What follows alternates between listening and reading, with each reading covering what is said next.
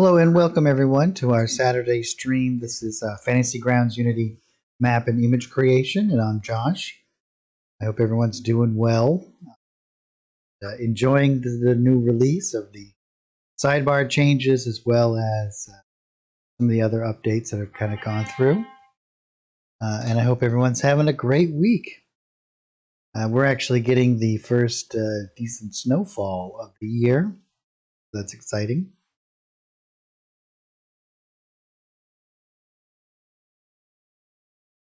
So we'll be getting right into it today. We finished up a map last week, and I actually, before we get going here, why don't we just jump in? I wanted to do a little bit of a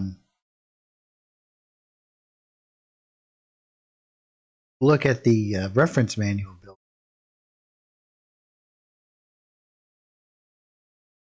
And some of the ways that this interacts with the art products that we can, because this is, and if you guys haven't actually checked this out yet, I would definitely recommend that you do.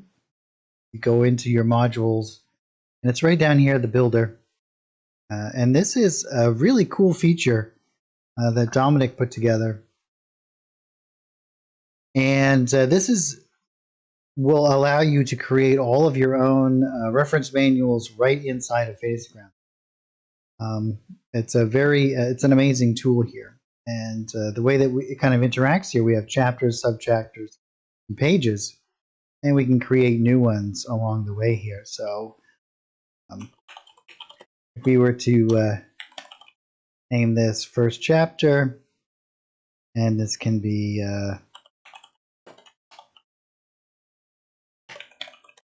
and so on.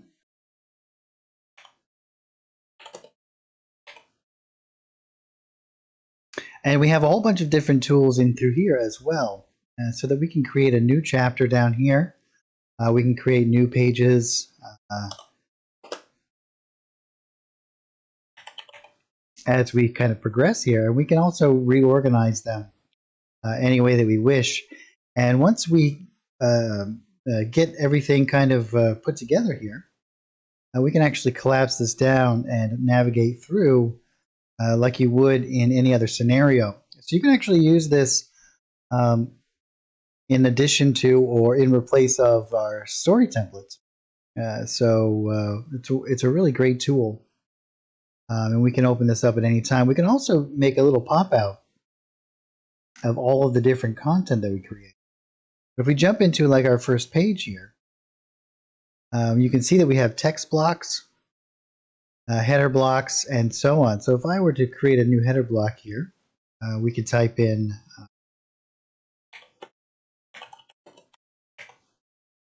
any sort of title that you'd like to have here. We can add in an image. So if I go into my assets here, for example, let's go into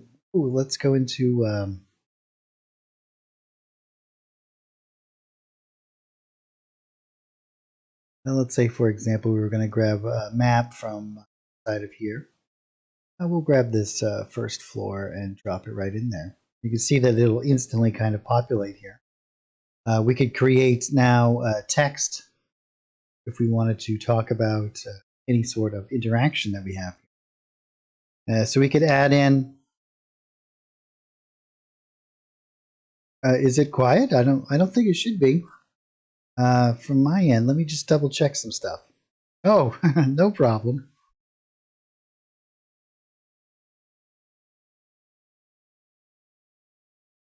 And we can kind of place in any sort of text that we wish here. So we can just type in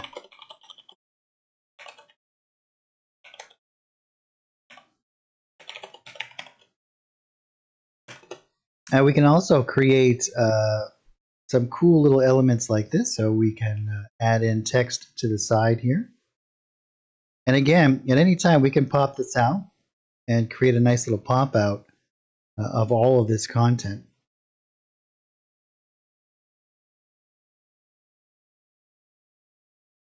So super cool stuff here. And the way that we can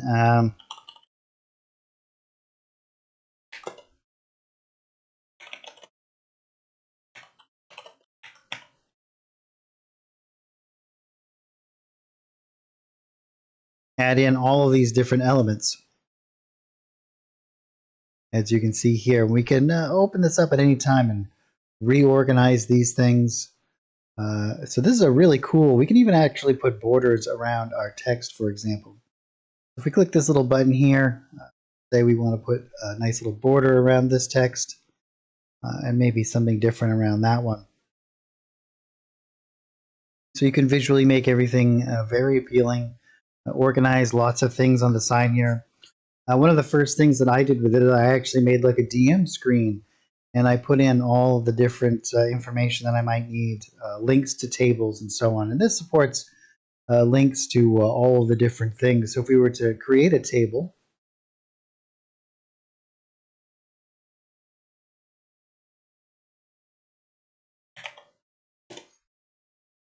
and we can drag and drop these links just like we could anywhere else, so that we could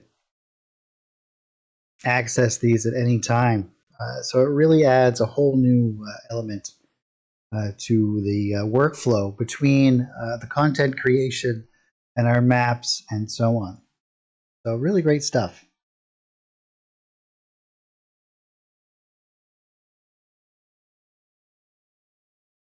So if you haven't yet, I would thoroughly recommend you jump in there and start to play around with it. It's super intuitive, really easy to kind of do. All of the buttons are clearly labeled, and they interact with the system just kind of like exactly how you would anticipate it. If you want a new subchapter, you can see it all gets divided up, and these buttons will add new pages and so on and so forth. And then once you have this all completed, you can actually export this um, just like you would anything else, and then you could re-import it, and it will come in actually as a reference manual, much like you would get with an official rule set. So you can now create all of your own content inside of Fantasy Grounds in a very clean and organized manner. So that's a very, very cool feature. Great. Well, let's jump in here. And I actually got the Gothic theme going today. I thought we would use the new Dungeon Art Pack that's coming out this month, if it hasn't been released already, and go through and make a classic kind of dungeon. There's some really cool stuff in there. And we can just create a new element like this. Then we can close this down. And then I'll open up my assets over here, and we'll get into the dungeon map pack. And this is kind of like a nice classic kind of thing I thought to kind of finalize the end of the year here. The next 2 Saturdays are going to be used up with the holidays. We have Christmas on the next Saturday, and then a New Year's Day, the Saturday right after that. So we won't be streaming for the next couple of weeks. So what better thing to do than to kind of end out the year creating a really cool kind of dungeon. So what I'm actually going to do is create a new painting layer, and we'll just call this floor.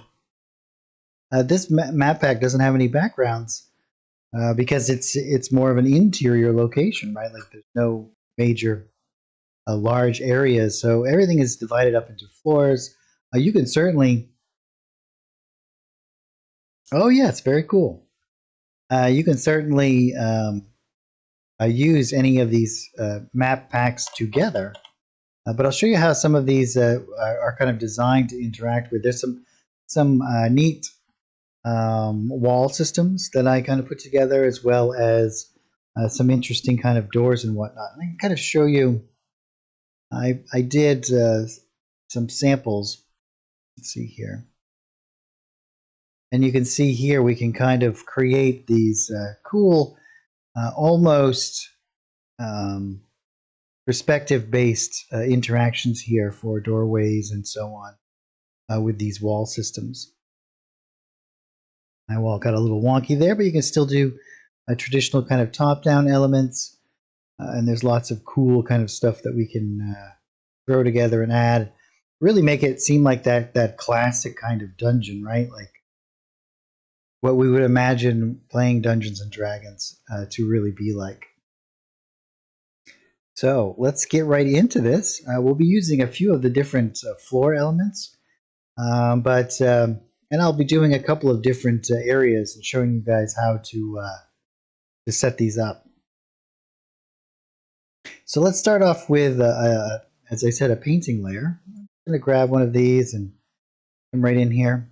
Make sure I set that up. I did. And I'm going to switch over to my stamp tool. Now, it should be noted that you don't have to use the stamp tool. You can certainly use the brush tool to do these out. These are all seamless, so they do work just exactly like that. But I'm going to actually stamp them out in nice little increments like this. I'm holding down Control so it snaps right to the grid, so you can make these perfect kind of creations inside of the grid system. And let me just drop down the opacity of the grid here a little bit.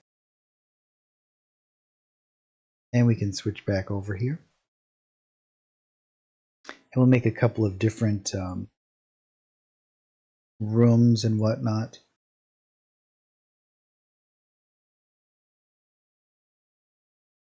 Maybe we'll build this down and we'll have this hallway with a room here. And why don't we build a little bit off to the side.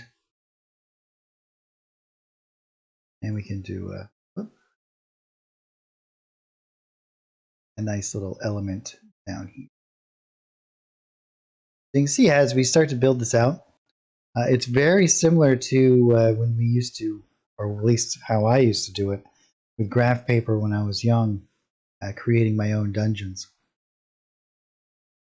We have several different kind of floor elements here. See? And again, these are all very interactable. You can use these with the brush tool as well. So if you want to paint things out along those lines, you certainly can. There's advantages to doing both. But we can use this to create variants in our floors and do all kinds of really cool stuff. But the really meat of this is in the decorations and all the different new wall brushes and whatnot that we have in this art package. So now what we can do is we have a whole bunch of different walls, and some of these are set up at a little bit of an angle, as you can see here. And that's to kind of take advantage of some of these perspective-based elements that we can place along those walls. And then, of course, we do have some normal top-down ones as well. But it gives you some variations and some ways that you can be a little bit more creative with your work process. But these ones all work exceptionally well independently or together. So why don't we start off by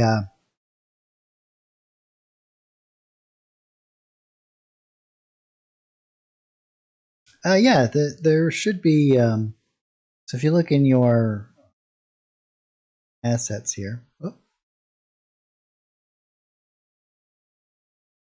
but they might have staggered them. I'm not exactly sure. I'm not really in the loop about when things get released and whatnot. But yes, the Jungle Art Package 3 is what's going to be coming out, as well as the Dungeon one. So those might be coming out. They usually come out on Thursday, or maybe a Tuesday. I don't remember. One of those days. Okay, let's jump back into here. But these will be coming out this month, so yeah.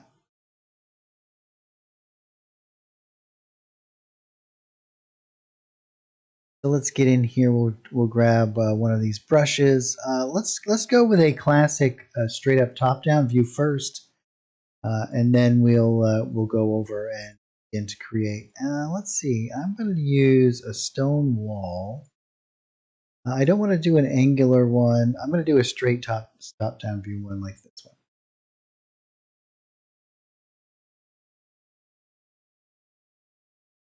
And there's a couple of different ways that we can kind of do this. Why don't we put in a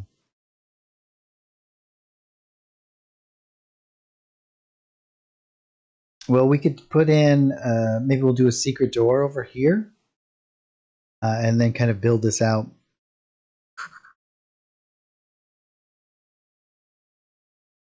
Yeah, I think that updates, like actual build releases, usually are on a Thursday, and then product releases are on Tuesday. I believe is how it usually goes.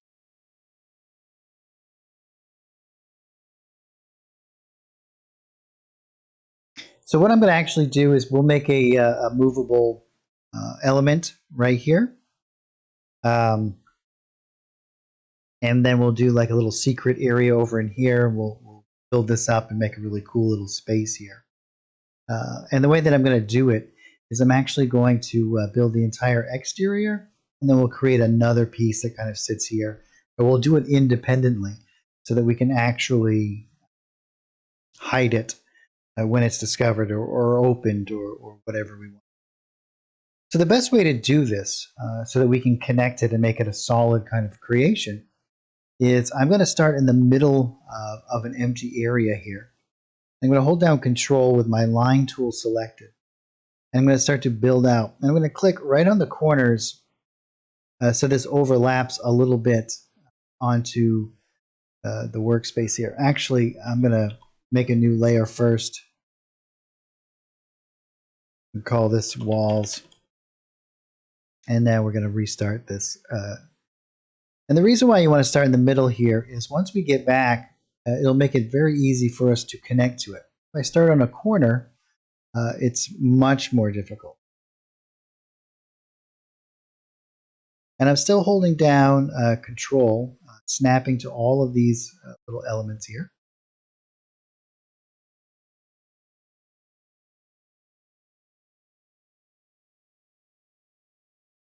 And the reason why we want to keep these separate is this will generate all of my line of sight for me with just a single click of the button.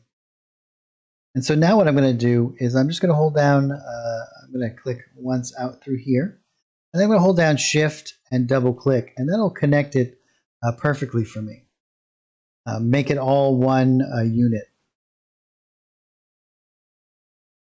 And then I'm going to draw a piece right across here.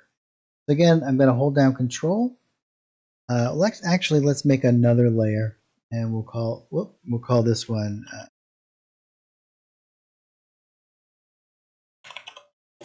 Secret Door. And I'm going to just draw it right straight across, something like this. And I'm actually going to hide it underneath.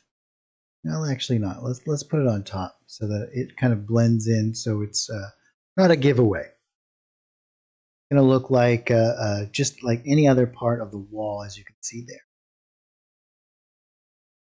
And that way I can hide this when I wish it to be discovered, or when it is discovered, let's say.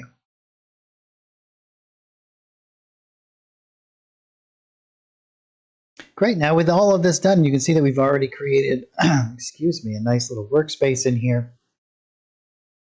Now to help separate between the walls and the floor here, I'm going to put my shadows in now, just so that I have a nice little work element that's going on here. I'm actually going to do that with one of the shadow brushes from one of the other art packs. So I'm just going to type in shadow and then underscore brush. And this is, we have this nice one, and this is in the underground map pack. But we also have this one, which is in the interior map pack. There are other ones as well, but one of these two is going to work really well for us. And I can either do this right over the top, or I can do it underneath.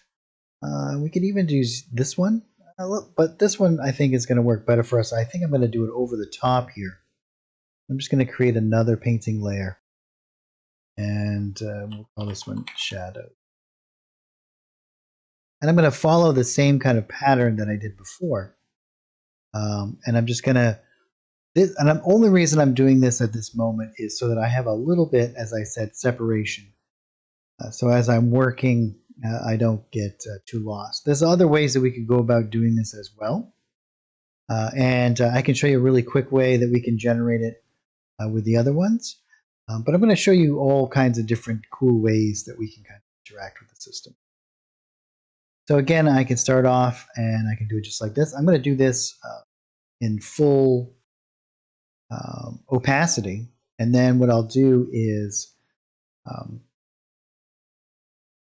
I will adjust that opacity with my layers tab. And so I can just kind of come around like this. And this time I'm coming on the inside of these. And I'm not going to worry about this because I'm gonna come right back across. I'm just going to kind of follow along here.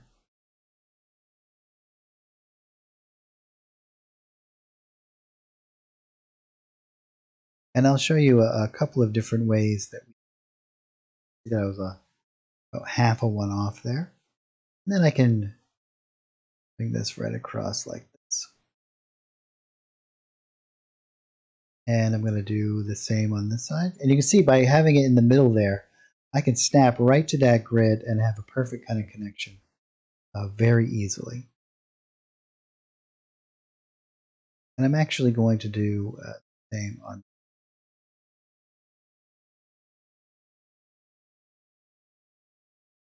Now that's a little bit wonky. Try that one more time.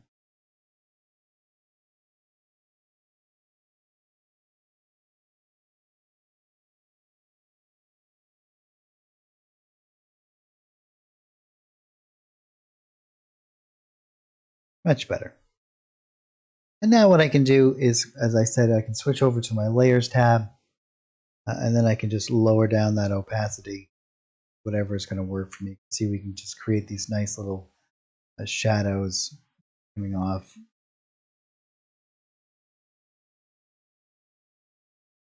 Now another way that we can do this is we can generate an effects layer, and we can switch over to our adjust colors, and we can bring the brightness down to something like this. And then what we can do is we can enable a mask. And once our mask is enabled, what I'll do is I'm going to include all of this again, my mask. And then I'm going to hold down Shift, and I'm just going to remove the middle bits here. So maybe we do something like this.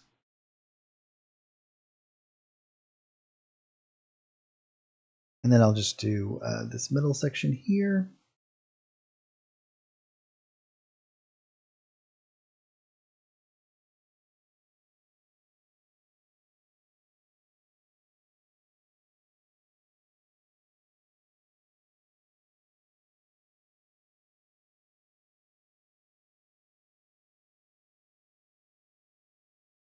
And then with those removed, I can now blur out those edges.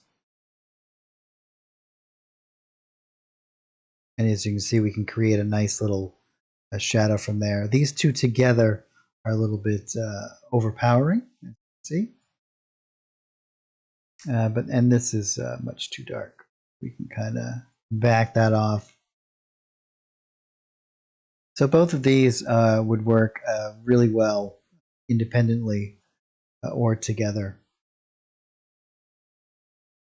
Great, now we have some nice separation between our walls and our floor.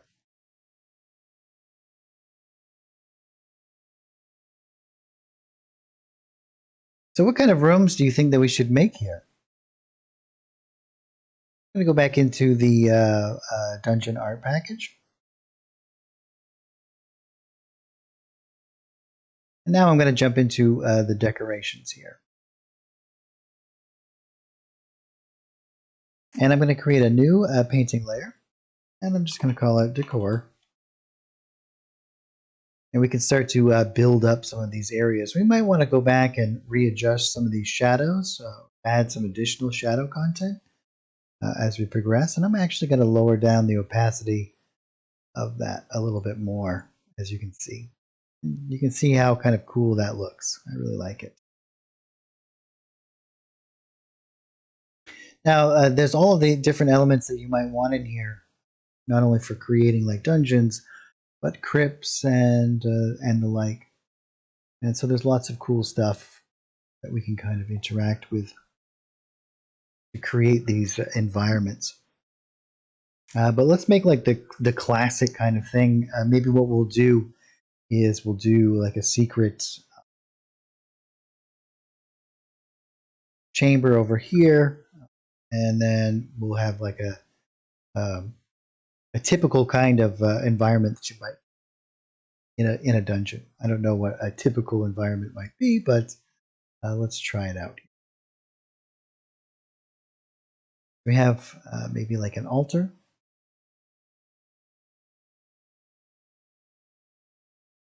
And I usually do two different layers. I do one that is beneath the walls, and then one that is over it. Make sure I have my stamp tool here. And you can also just drag and drop these elements out as well. I tend to like to use the painting tools.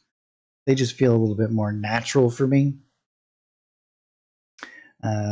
And I really like the way that I can interact with the painting system.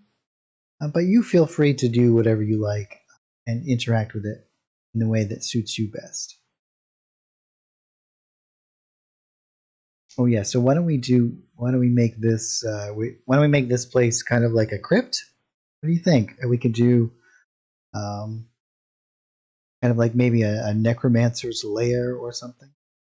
I think what we'll do is we can actually add some little dirt patches to the floor. And what I'll hold down A and just lower down the opacity. And see, this is the kind of stuff that I really enjoy doing with the painting system. That I find it much more difficult dragging and dropping or using the tilings. And I can just start to, let my creativity flow a little bit.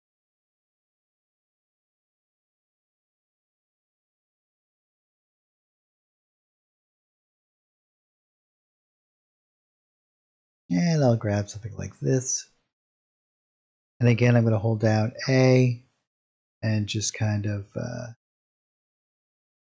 create some little like dirt patches here.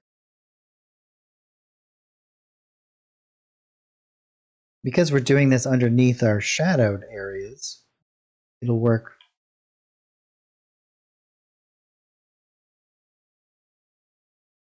very conveniently with those elements.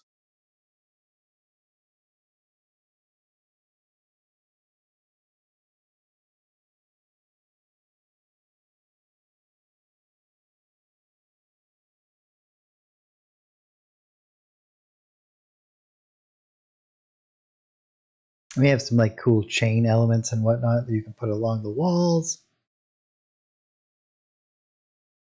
So much fun stuff. And we'll have to do some bones here. So I'll grab one of these little bone elements. And again, I'm actually going to take the opacity down a little bit. This will make them kind of feel as though that they are half buried into the dirt.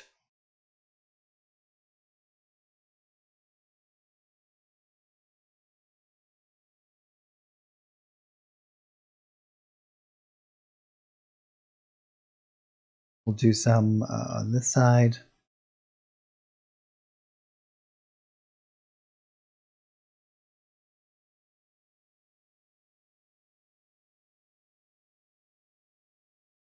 Maybe this will be like a necromancer's element. Yeah, let's do that. Let's we'll create grab some of these candles.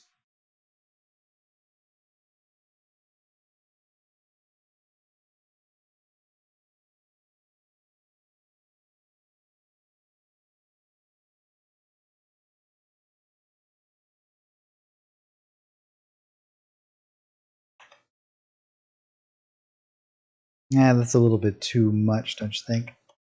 We'll just paint it out.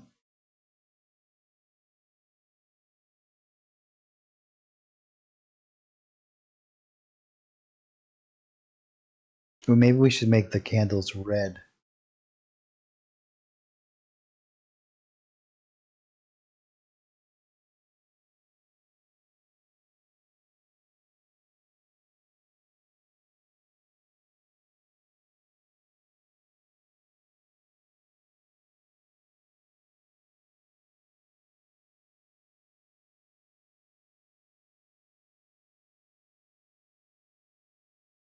Well, I should definitely make them not quite white, but maybe just like off-white. Yeah.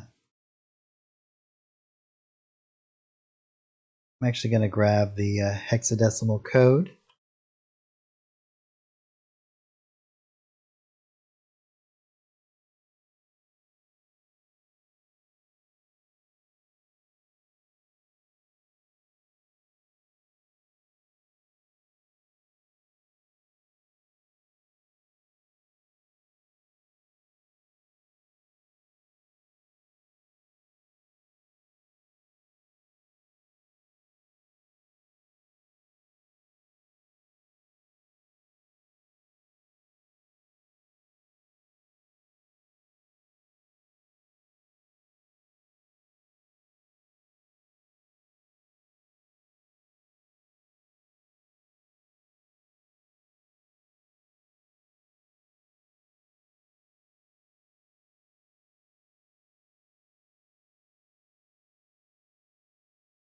Yeah, we can actually paint in a little bit of elements.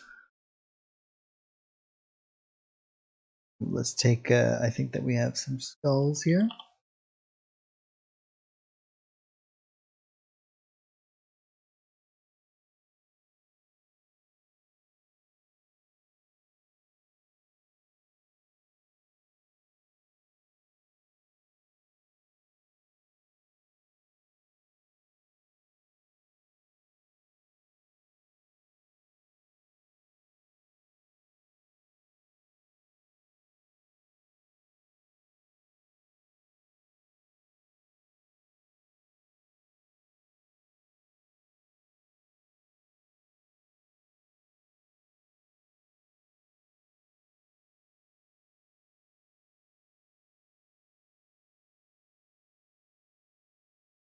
Make a little pile of skulls. And whoop, we didn't want to go all the way up.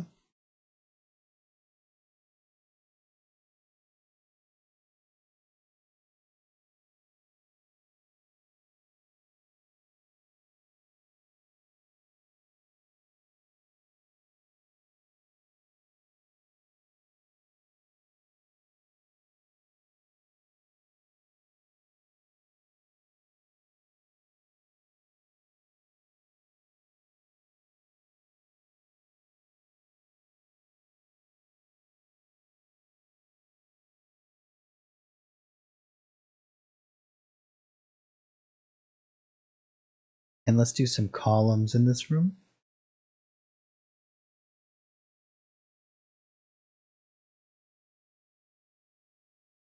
I think let's do some of these ones that are a little bit rougher looking. We'll do one here, or maybe down further like this. And then we can put some torches on the edges of it.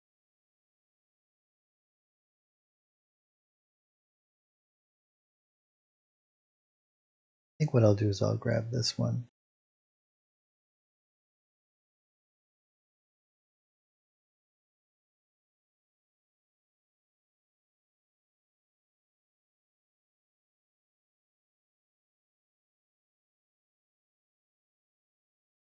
And what we have to put in some pots, right? What kind of dungeon would it be if we didn't have them?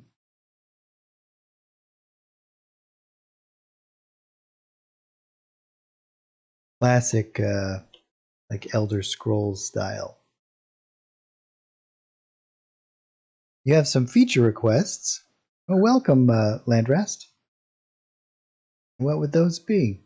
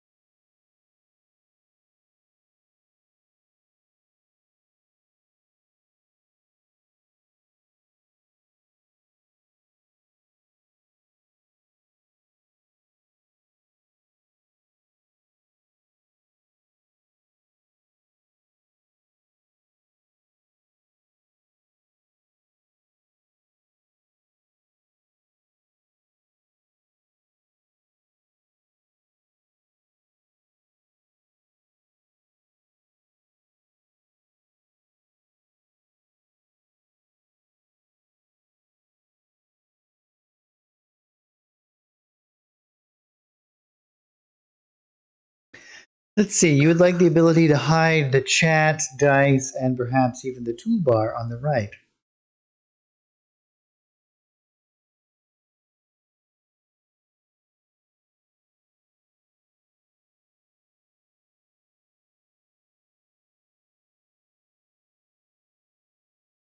Interesting.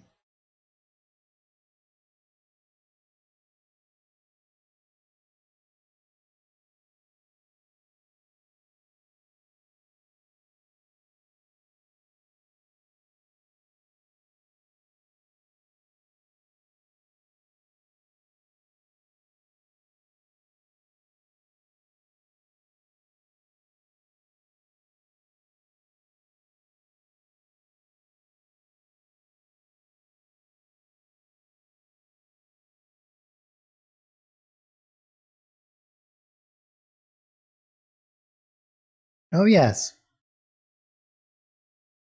That would be cool.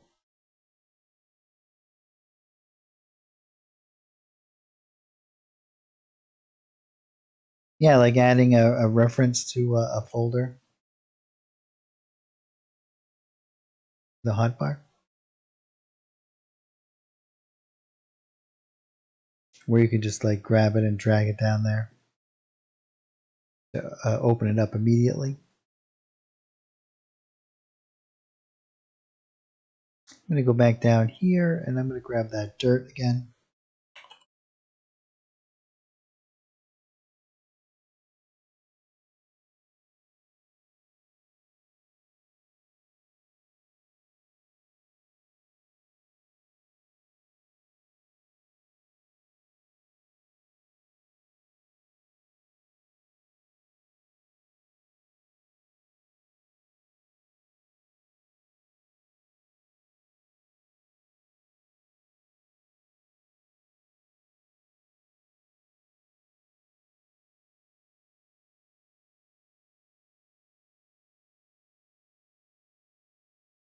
And we can have some coming out from underneath the pillar over here a little bit.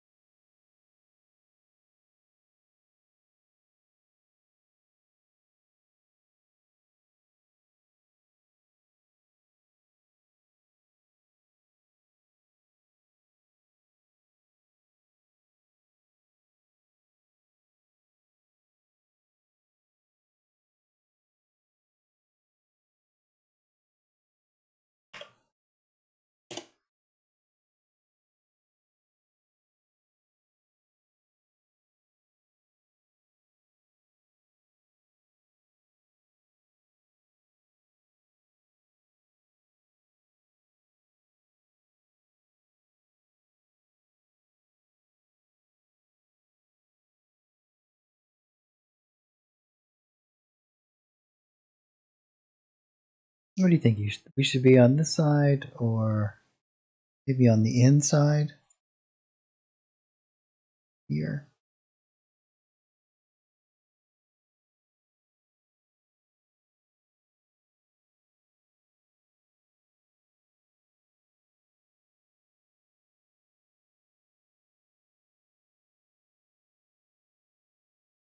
Okay, so we have a couple of questions or comments over here. Good afternoon. Are there any plans to add support for WebP or WebM formats and a native mode to stream audio? There's been a lot of talk about a lot of those things, but I have not heard any definitive answers either way. I know that audio is something that they have talked about quite a lot. And be able to collapse a folder into one single flat layer.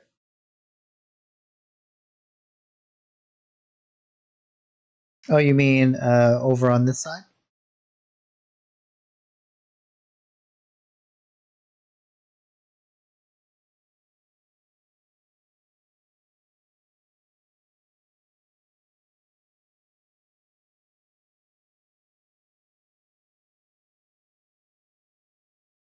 Yeah, there's been talk of that as well. So perhaps in the future we will be able to.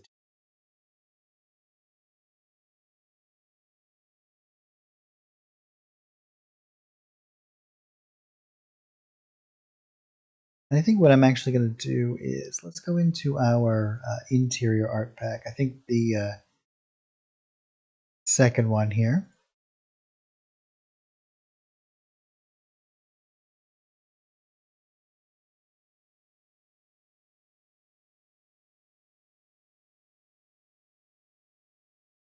And I'm going to grab some these books, I think.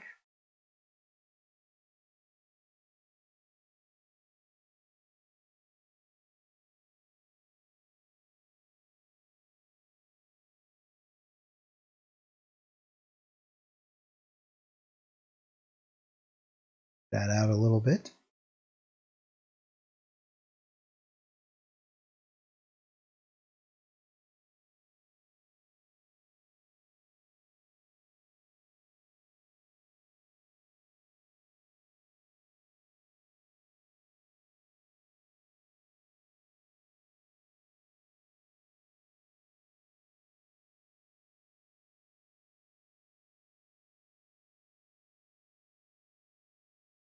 Like a little offering plate, imagine. We have some other coffins in here as well.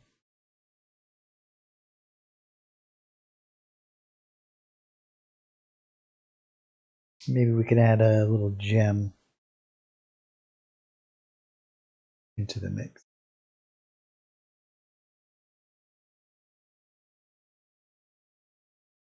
Lots of different items there.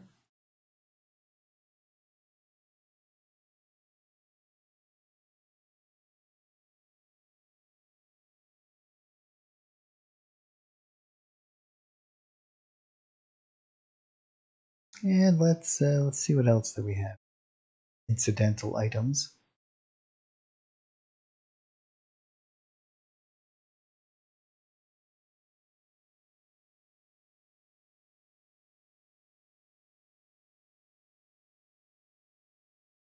Maybe we need actually another container. Do like a chest. But I'm actually going to make it quite small.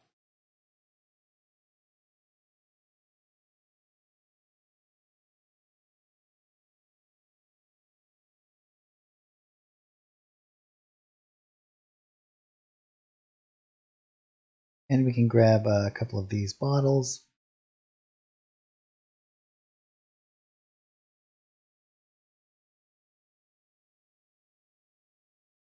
Who knows what kind of concoctions.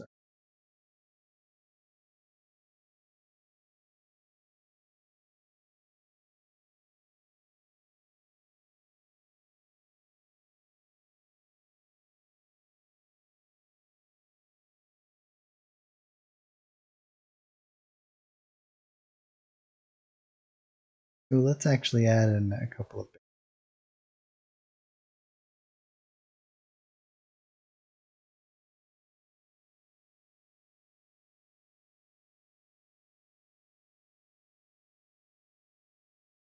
And now what I'll do is grab some furniture, I think.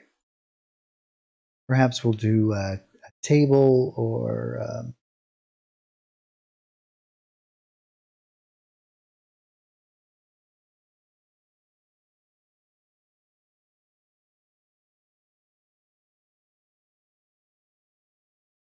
oh, you know what we should do? Go back into the dungeon art page.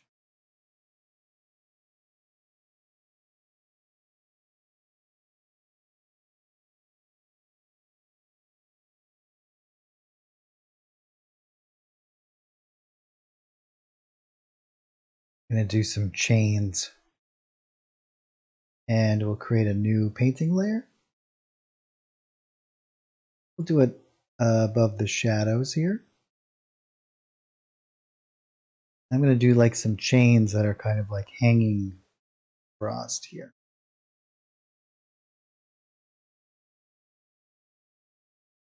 Like this.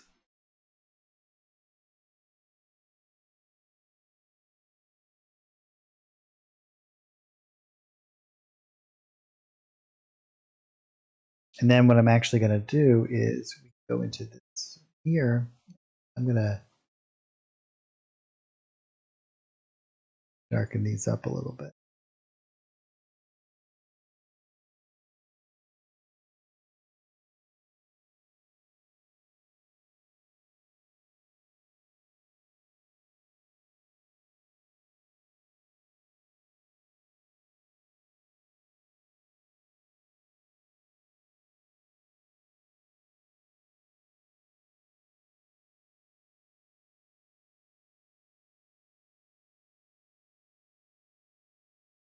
And we can do maybe some like this.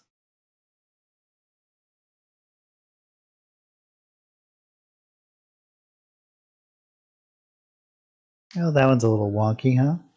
Try that again.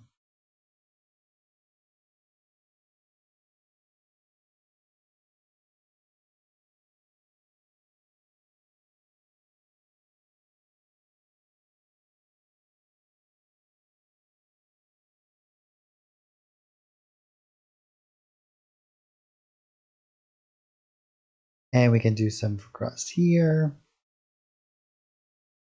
Well, kind of zoom in here and do this.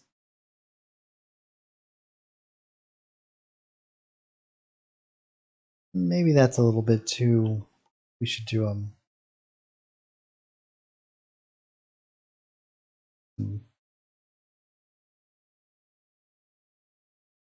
Maybe we'll keep them on this side. I don't want to do too much, but I want to make sure that it seems like that there are a bunch around. Make a little bit more of a natural kind of stroke there.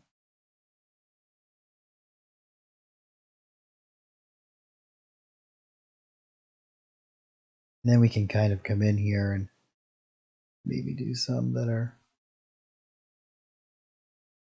I can use some of the other elements. Oh, your maps have gotten so much better. Oh yeah, it's I think that the map making is so good. The tools that we have.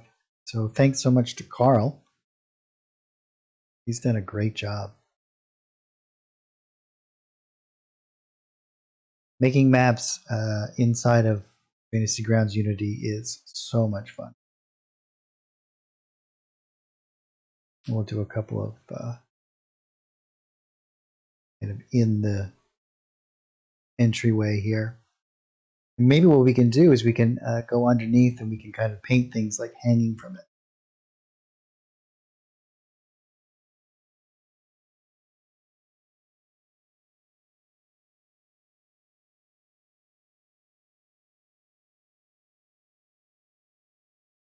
And you could actually maybe even use these in the encounter. Do something cool with them.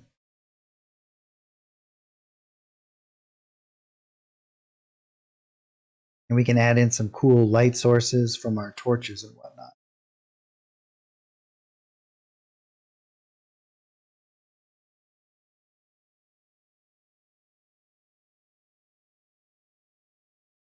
And we can go into our decorations here. Let's grab some of these like cages. And this is where I would probably want to do these. Well, no, this might work. We might do these like hanging from these.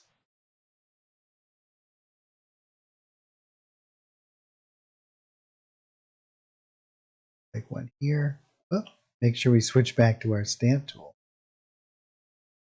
We can grab one like this.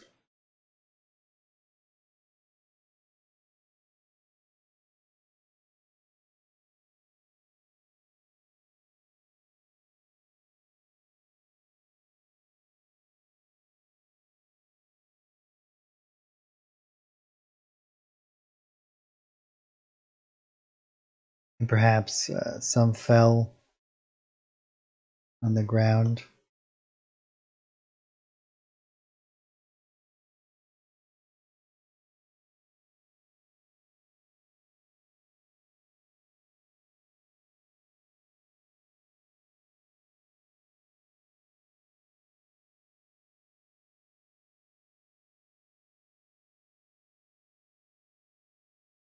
Well, hello.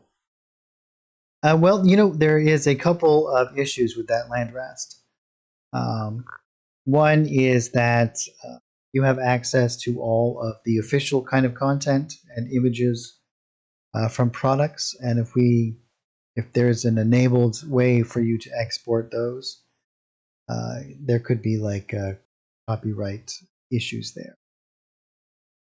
So I don't know as we'll ever be able to export images out of. There may become a time where we'll be able to um, keep it internal, like create an image file, but it will be only inside of Fantasy Grounds.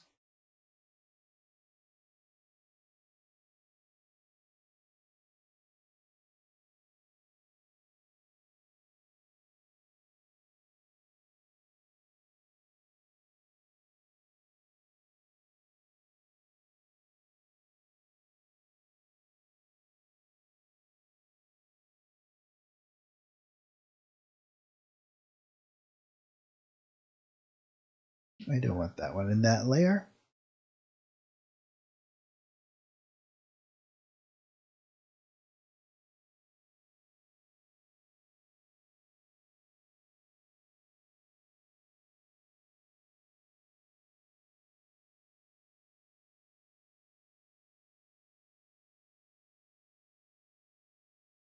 Oh, well, that's awesome, Aunt Landress. I think that's great. I appreciate it. Lots more coming your guys' way, too. My goal is that there will be no need to get anything from anywhere else, that you'll have everything that you require right at your fingertips.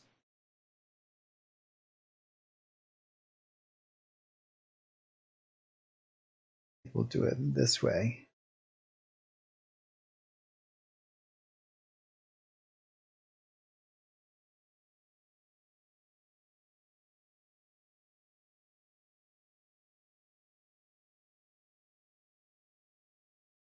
Nope, don't want it to do it there.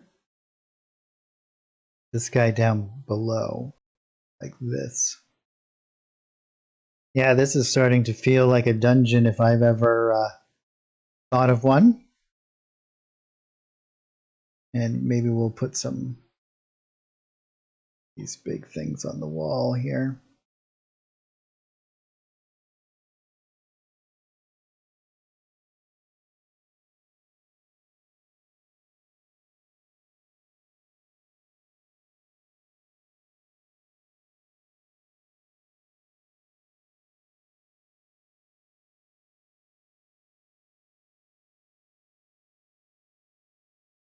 Oh yeah, we should do a torture table with like instruments on it.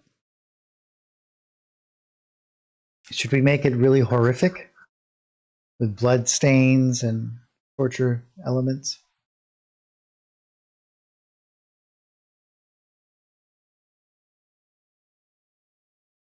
So the way that this works, and this is a good thing to kind of talk about periodically. So Fantasy Grounds is very good at maps made in Fantasy Grounds, sharing it to your players. The reason being is it only sends. So let's say, for example, we painted out these walls, and we have several elements of floor here. But it's only going to send. So let me just demonstrate this here. So here is the floor, and I'll switch over here. So there's just one image of the floor here, but we used it several times to paint out all of our floor. But when I share this map with my players, it only sends this one image, and then it sends the metadata of all of the places that we placed it. So if you were, for example, to create a huge map with limited assets of one or two types of floors and walls and so on, then you're only going to be sending a very small amount of information to all of your players, and therefore it is much more efficient that way. Now we're using a whole bunch of different assets and whatnot, and even though we're not doing a whole lot with it, all of it, each individual image, these little images are going to get sent, but that's not much.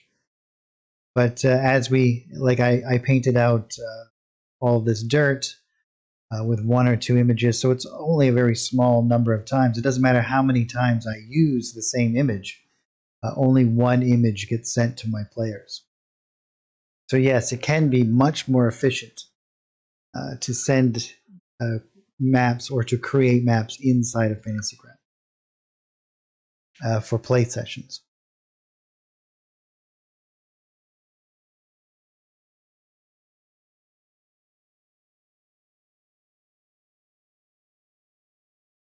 So we'll get our portrait table out here.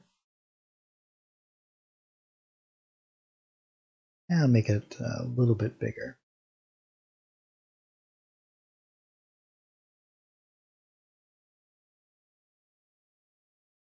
Yeah, you're very welcome. I also have a torture chair with spikes on it.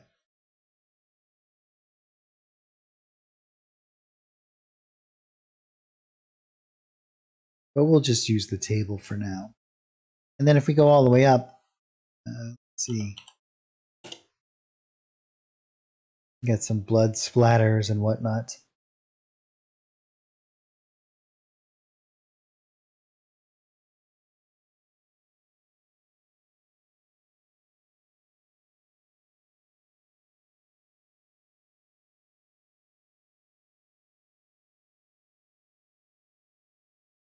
And I'm just going to lower down the opacity of this a bit.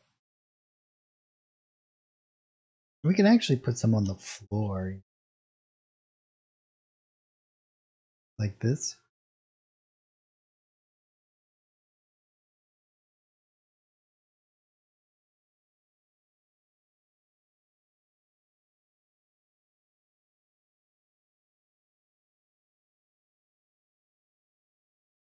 We could foreshorten that and have a lot of fun.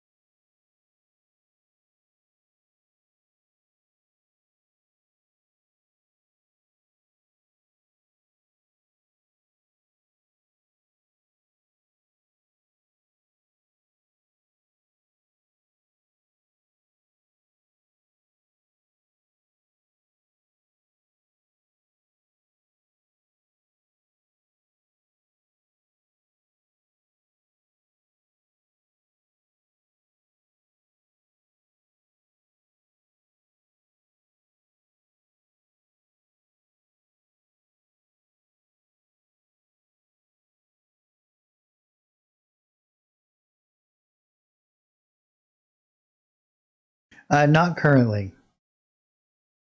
There has been a lot of talk about that, though. Randomized painting tools that will do random rotations and maybe some even variables in the size and coloration and what.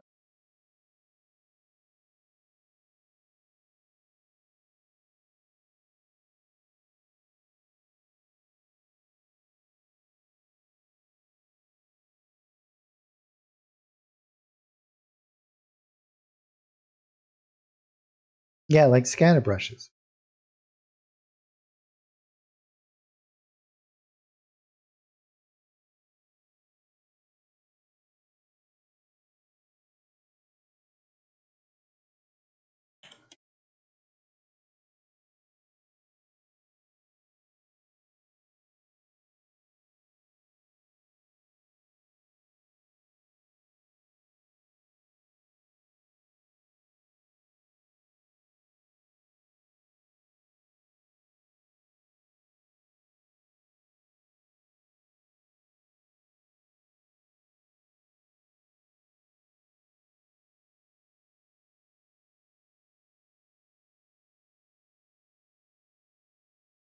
These look like they would make good torture tools.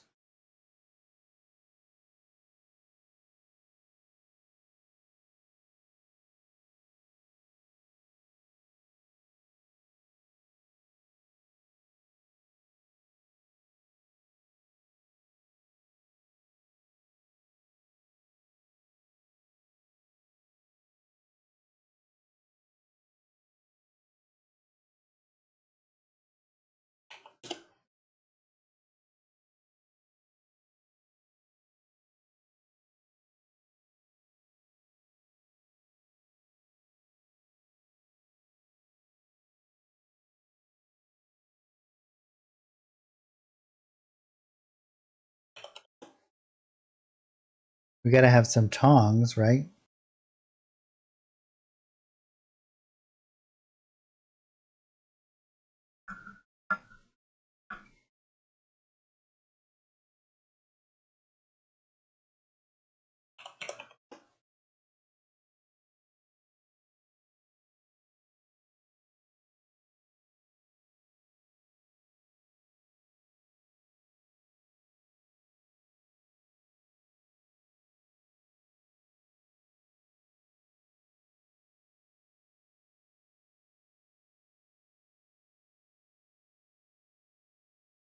What a horrific scene we've created. And I'm going to go into the module here and grab this.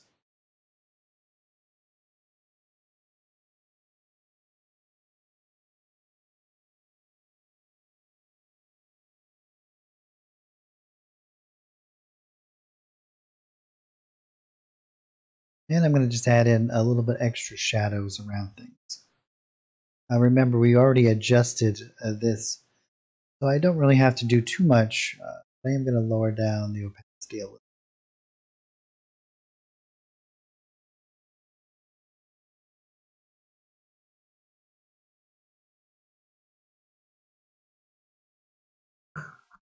The Abyss map pack has got some really good,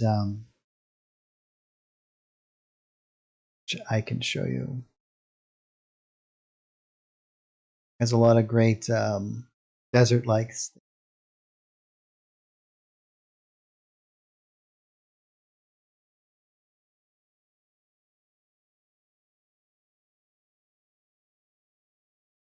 So these are all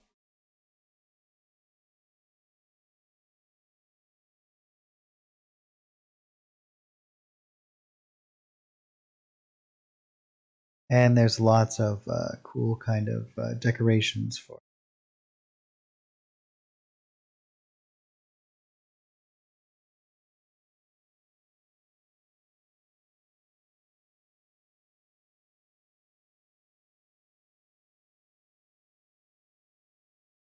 But nothing Egyptian yet.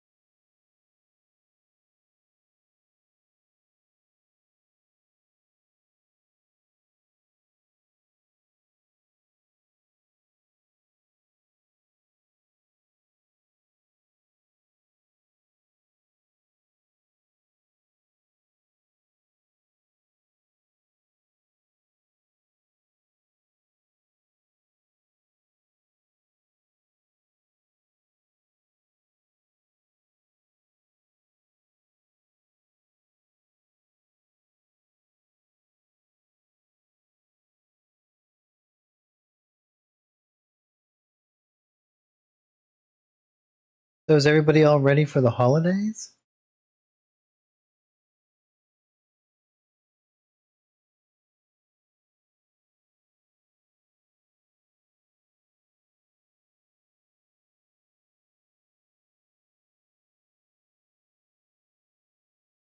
Big plans for New Year's? Are they having New Year's celebrations this year?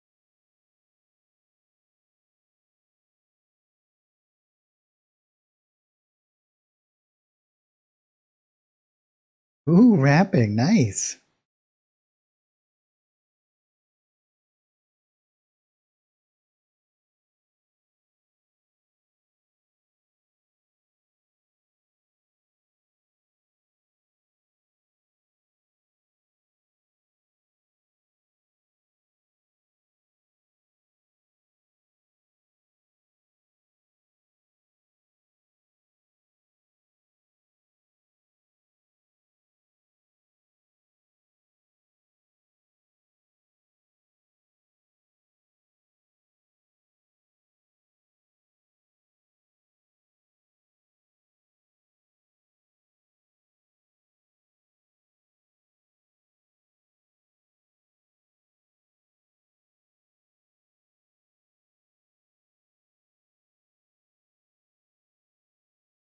So what I did was I'm using this arch to kind of get that feeling like it might be steps going up.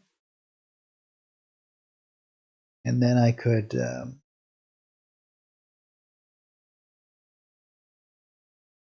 know what, I could actually probably use, well, I'm just going to do a little bit of shadow along the front side.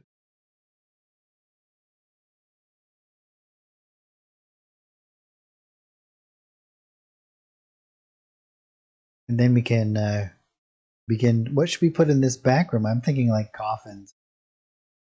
What do you guys think?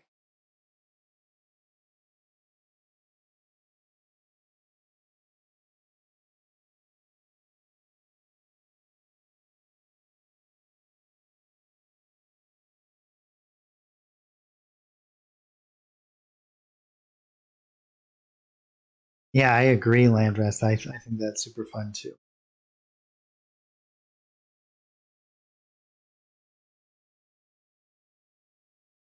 Oh no! Yeah, hopefully you feel better soon, or it doesn't affect you too much. Piles and piles of bones. We can certainly do that.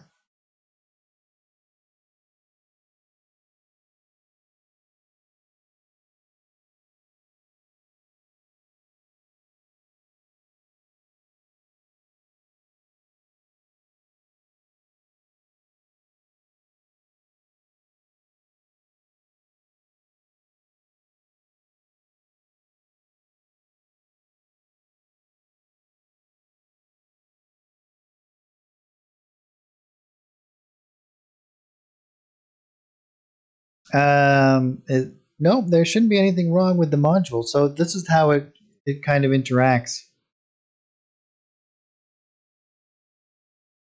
So if you have this open, once it's activated, you'll have all of the images here.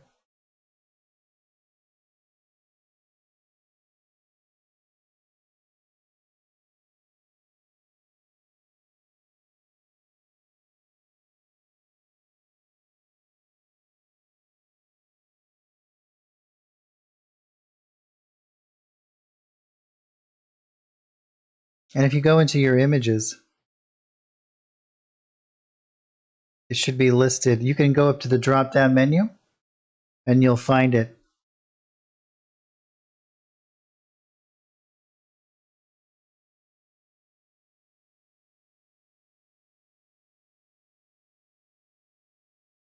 Oh yeah, I don't see it in the listing here.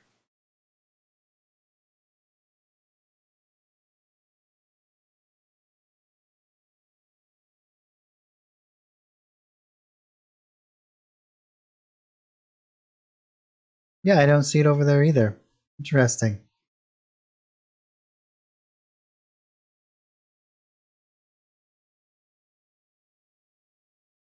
I'll have to check into that for you.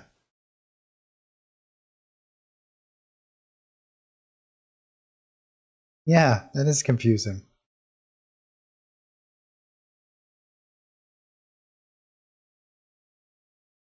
Oh yeah, you want a thumbnail for them? Sure, I can do that. Blood dripping from the chains. We can do that too.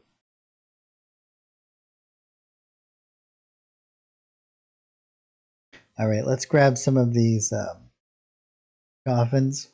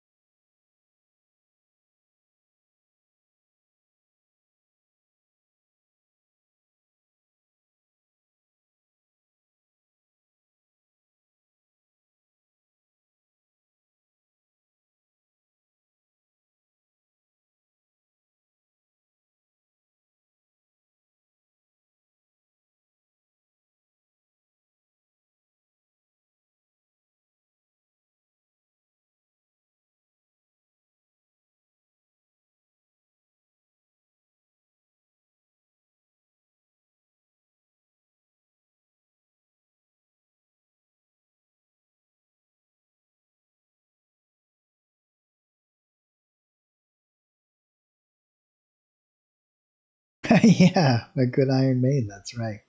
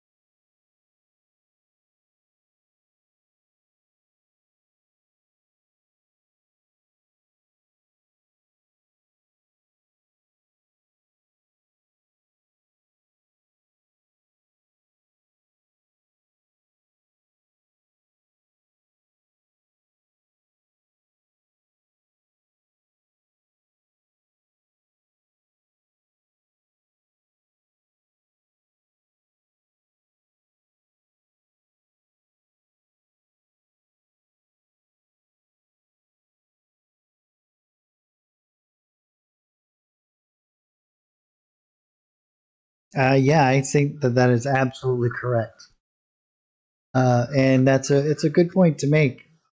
And in fact,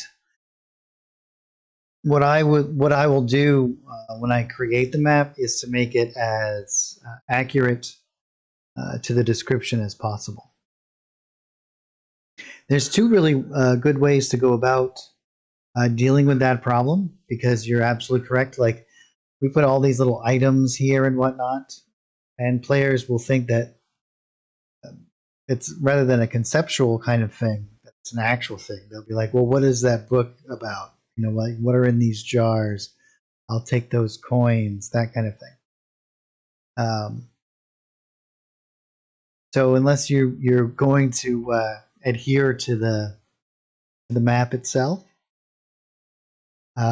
you can make them more generalized.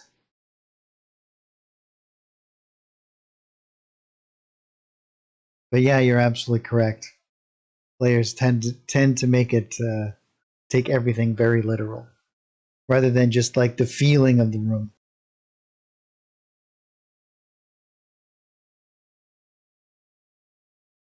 I don't know if there's a good answer to that.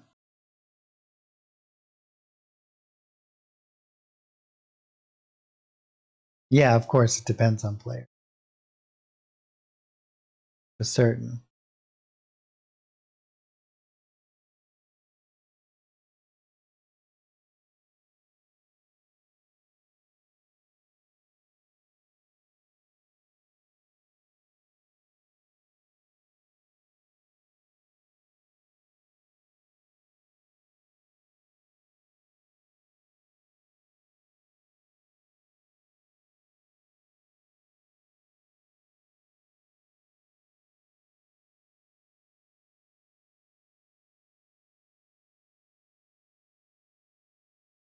I'm actually going to I'm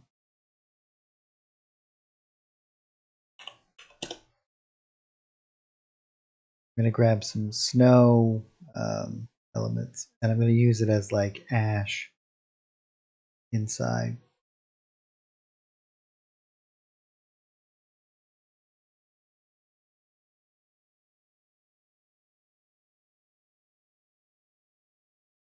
This one will work the best for it.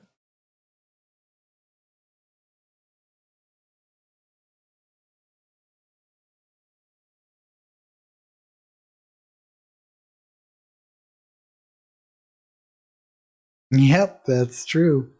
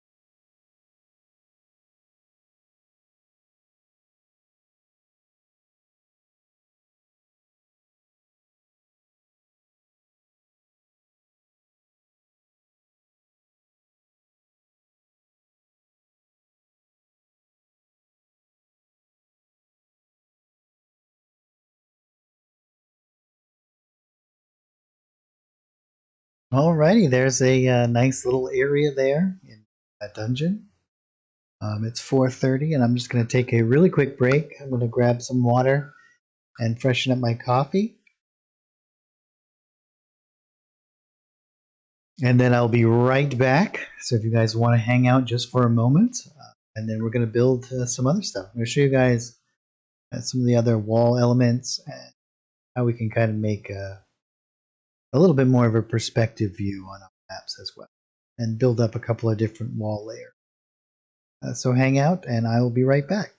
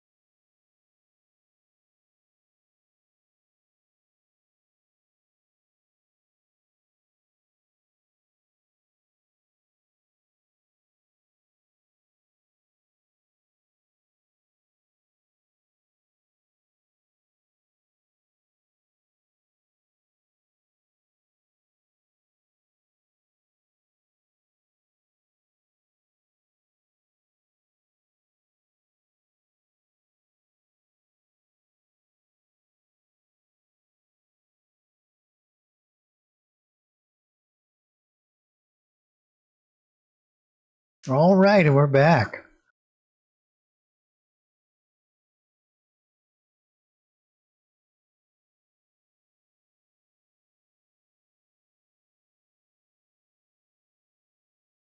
Yeah, I think that that's always a good idea, allowing the players to feel free.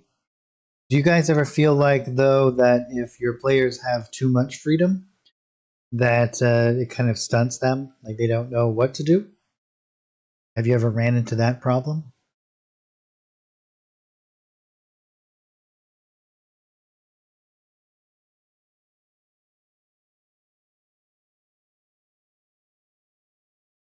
Do you think that that is a byproduct of the modern kind of video game era, where everything is so um, structured, like the that lack of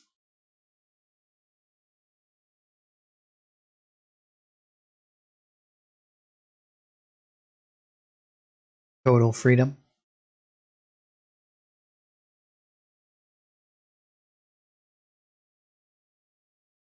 Yeah, yeah, I've seen it as well. Right. Yeah, cause something to happen.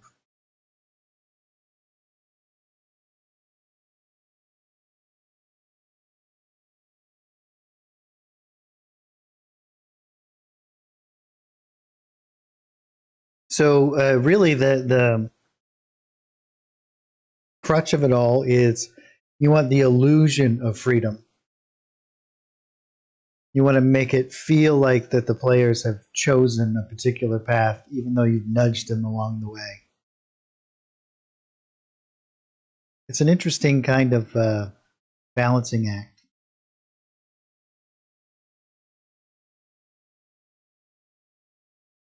Oh, you know what we should do before we move on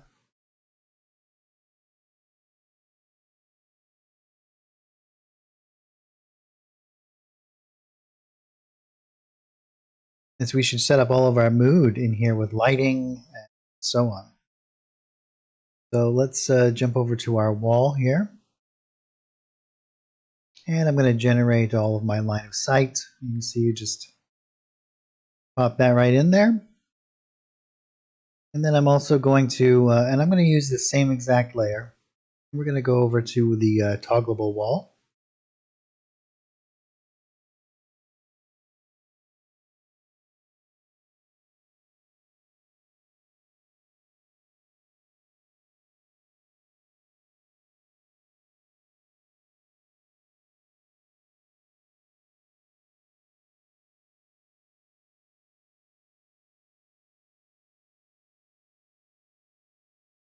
And let's see what else we should do here. I think that's pretty much it. We'll do, let's do some for our pillars here. And I'm just going to do some simple little rectangles here.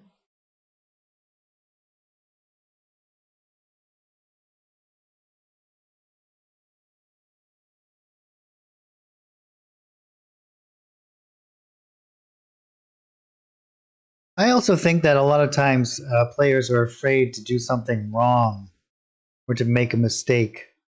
And it's hard to convince them that there's no such thing. It's about them creating their narrative and telling their own story. So there's no wrong answers.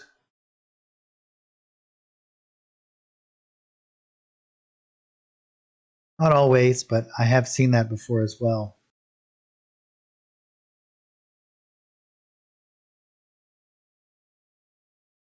All right, let's add in some lighting here. So I'm going to switch over and let's turn on our systems here, and I'll create some nice little lights in here. And we'll just do a preset, not a lamp, but a torch.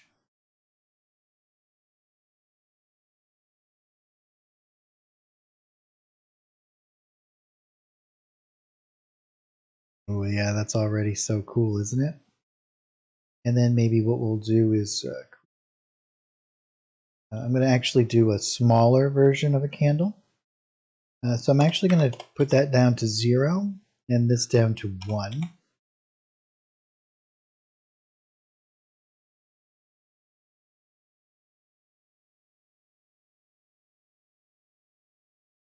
And now when we switch over, you can see, oh yeah, that's cool. And we should paint in some other elements. Maybe we should add in some a little bit more lighting. And I'm going to make these a little bit more orange, I think, well. So jumping over here, we can actually select both of these at the same time and adjust that light.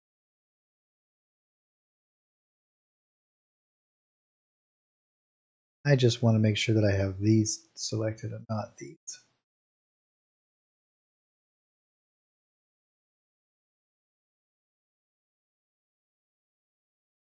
Oh, it seems that it's going to select all of them. That's okay.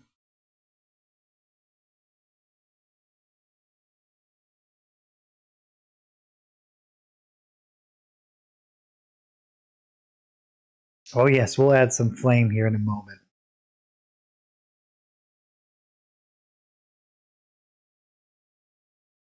I'll paint some in.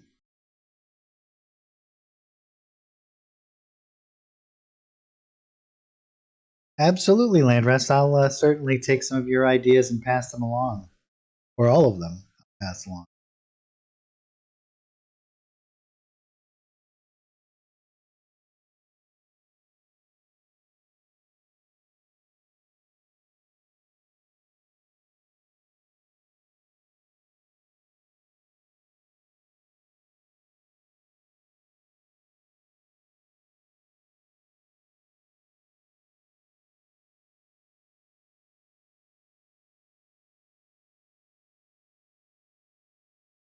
And I'm actually going to add in some nice little ambient other lights as well.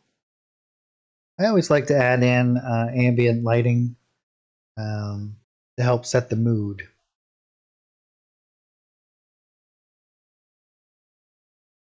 think we'll go with a little bit more of a bluish tone here.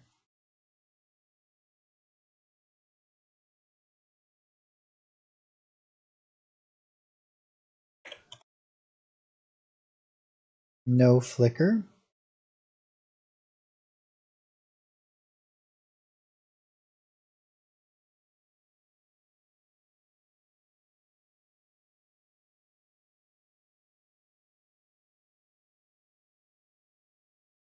Actually make it quite large. And I'm going to turn right off the grid for a moment.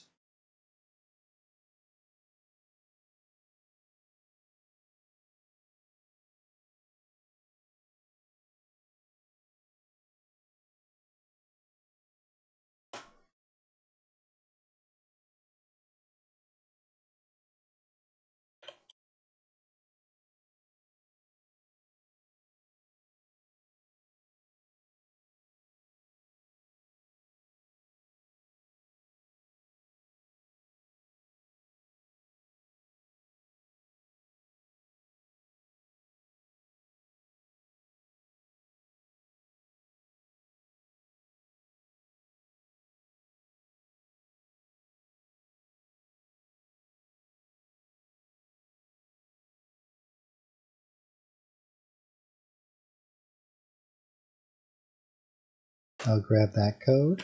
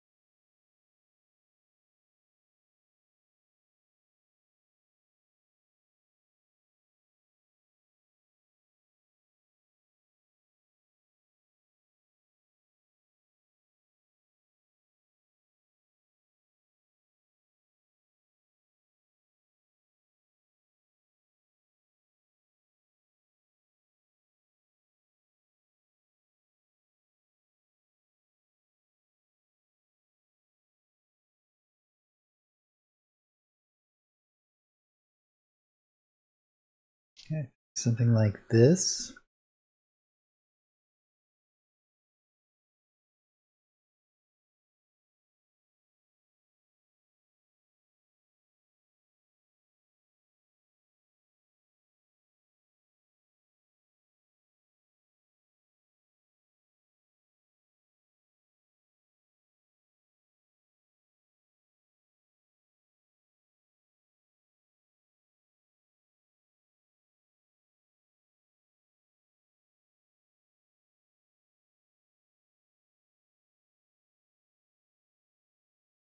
And then we'll just lower down the opacity of those. A little bit there, yeah.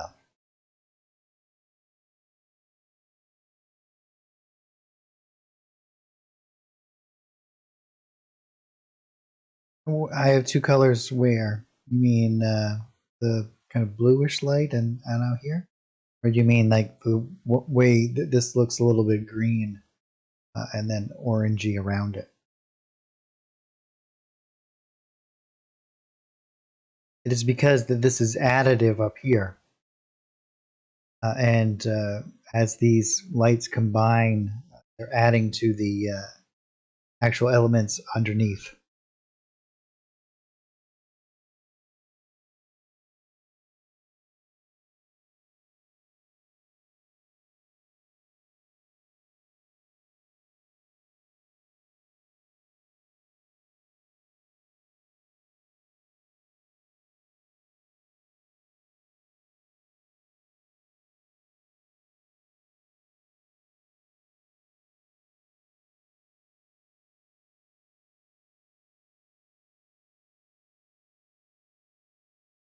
And so if you guys are unaware of how the system kind of works here, you can see like this really just has a really great mood to it, right? Like that very subtle kind of seeing there.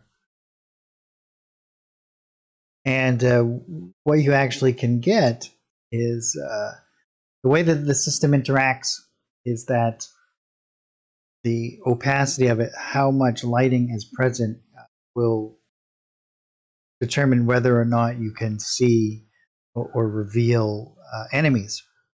So this light source, even though that the players will be able to see a small amount going on here, it's still not enough. It's just for mood. It's not enough to that would actually reveal any tokens in there.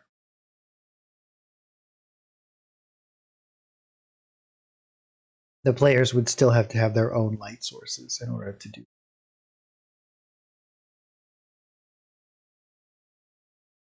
You want me to make all your maps?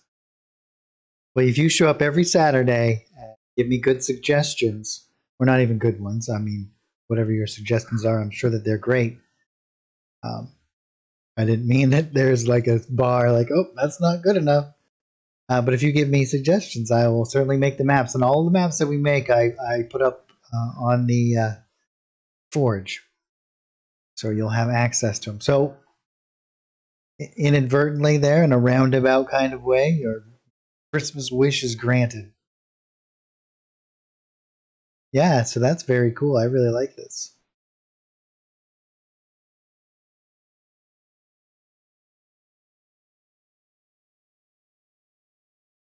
It looks great. And now what we have this nice little toggleable wall, and it's linked to our secret door. So we can actually hide this once that passageway is revealed. I'm Santa. I do have a beard, but it's not white. It's short. Oh, awesome. What are you guys playing, Drake? Yeah, I think that looks great. It's really atmospheric. It's cool.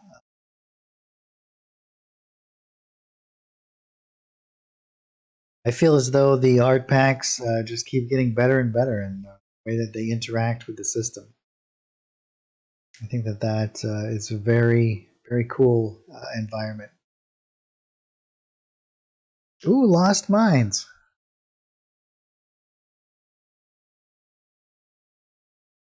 The first and only time I played Lost Mines was on stream with Dave that he ran.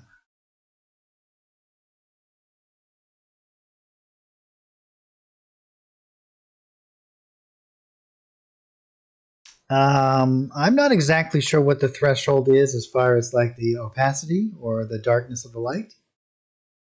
But you can easily test it.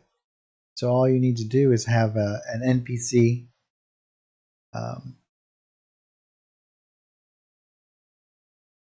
get rid of some.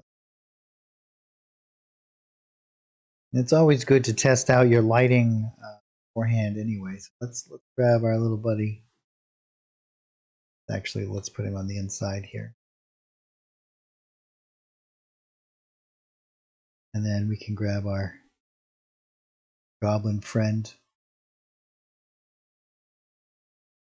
And so what you'll be able to see is that, let's switch this up here. If it is, let's turn this off or on. Yeah, let's turn this on. Let's make sure that nobody has any sort of vision or they do.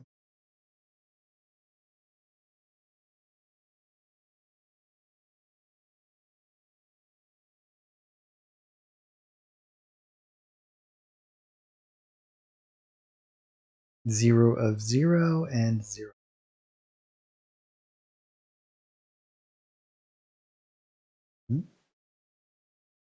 Go back to play. So you can see that when I click on either one of these, you can see that the vision is there, right? Let me refresh this token's visibility.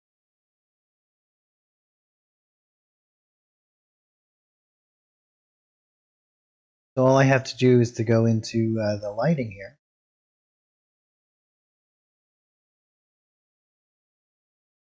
And it should, unless something has changed, which it could.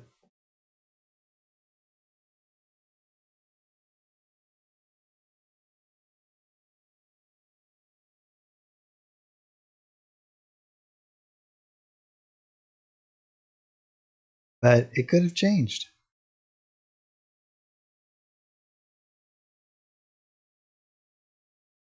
Usually this would gray out, and that would allow you to know if you can no longer see it.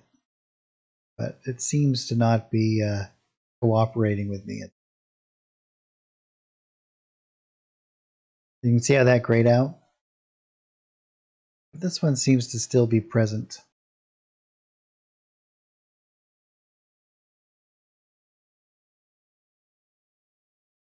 See how that grayed out?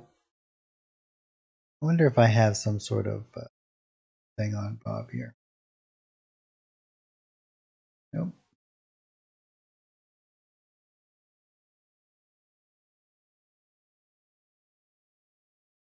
So you can see that when I click on this, this remains grayed out. That means the goblin cannot see a Bob. For some reason, Bob can see the goblin at all times. But that is usually not accurate. You can see it's still lit up. Oh, you have to have it the visibility off, right?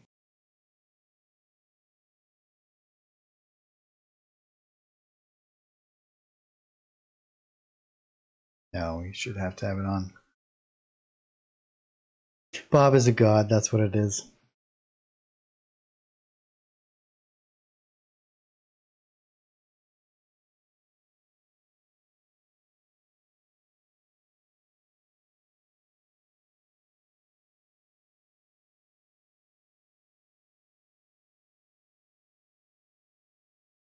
Yeah, what about Bob, the god?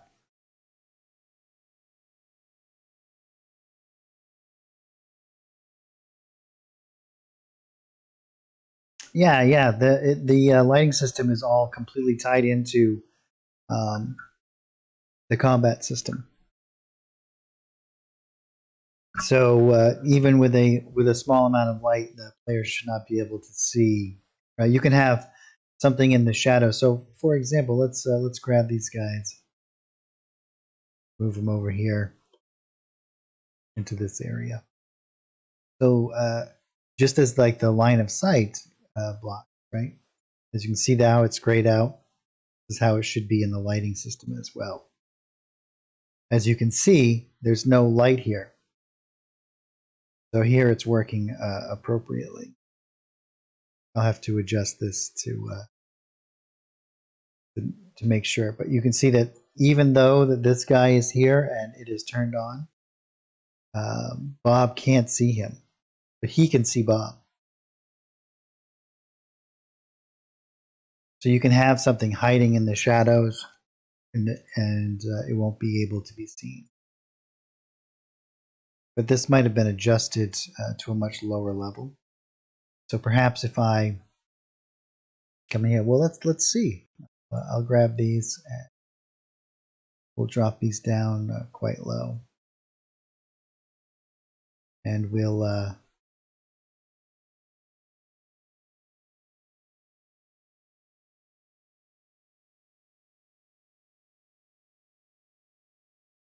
reset everybody's fog of war. Actually, let's just delete all the tokens.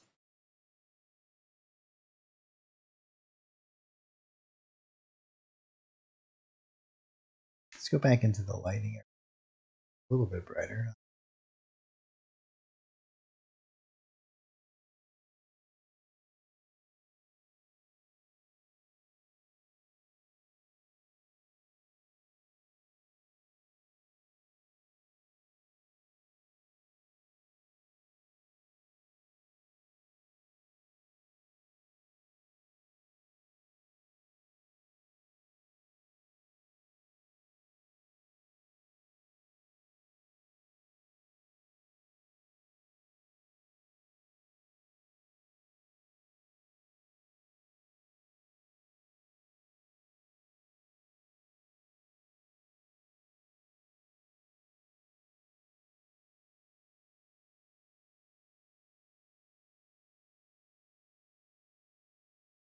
Whenever I do these, I always kind of feel like I'm setting up a movie set.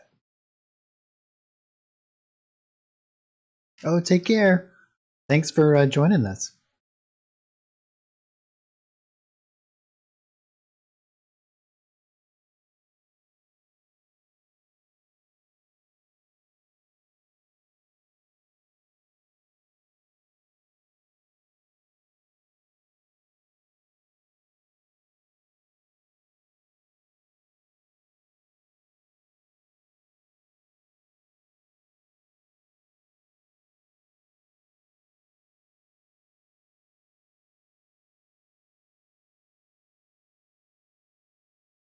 It seems to be working from one perspective, but I don't know if it's working correctly from the other perspective. I have to set up another system. Yeah, I think so too.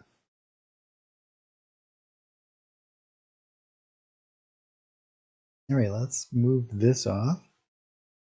And let's move on. We're going to start to make another little area over here. And we'll go back into the dungeon art pack here. Go to our floors. We'll grab this one this time. And I'll use the same elements here. That's interesting.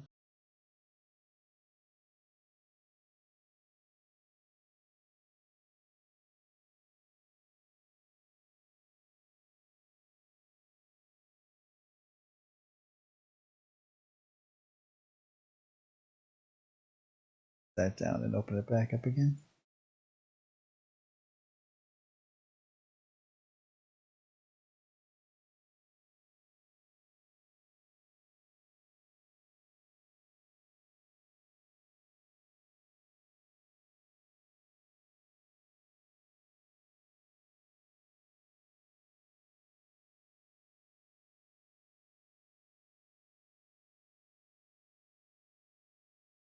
And I'm going to turn the lighting system off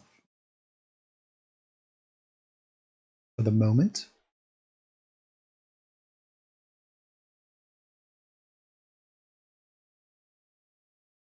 And let's turn our grid back on so that we can kind of see what we're doing.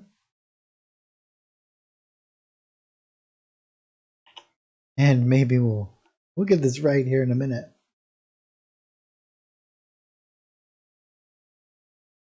Create just a single room.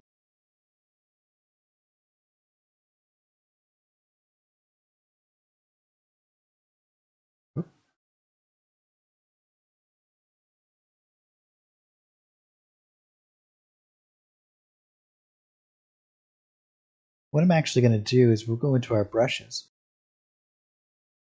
and we'll grab this one. And I'm actually going to make this a little bit bigger. I'm going to use this as like the base. And I'm going to build up from there. You see we have these ones which are, let me just enlarge that. It's a little bit of a texture, but as though we're looking down on the wall here. I think that there might just be the two of them.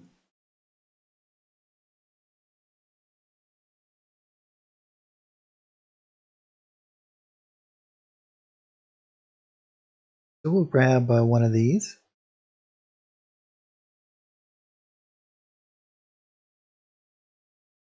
And what I'll actually do is do the same exact thing as I'm going to grab and drag out another rectangle.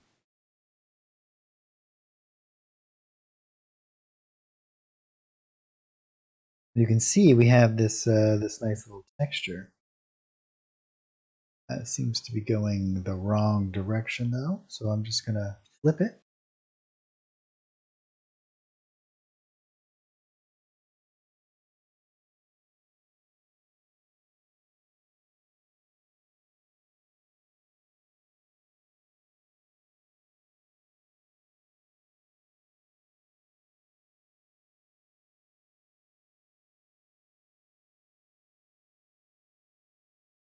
Yeah. And then what I'll do is I'll cap it off.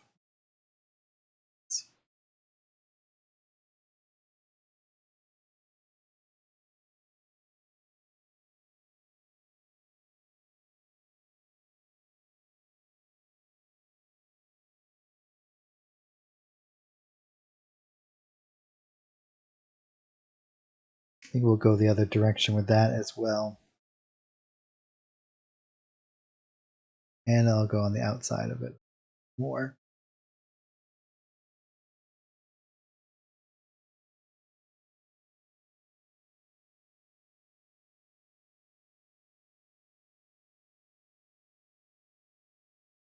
And what I should actually do is put this on additional. Oh, I've been doing this all on my. We'll actually do this on the walls layer.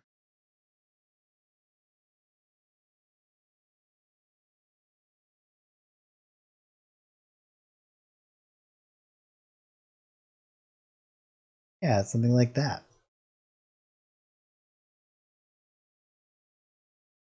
If you go into our decorations, we have these cool elements.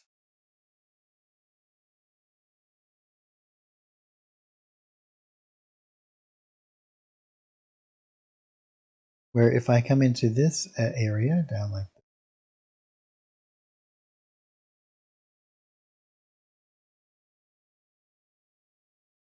see, I can kind of snap these into place, and these will create these little doorways and whatnot.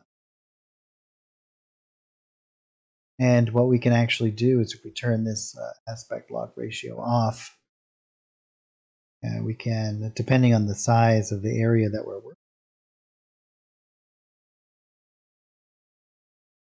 And this would be great not just only for doing these. I'm going to make this just a little bit longer here.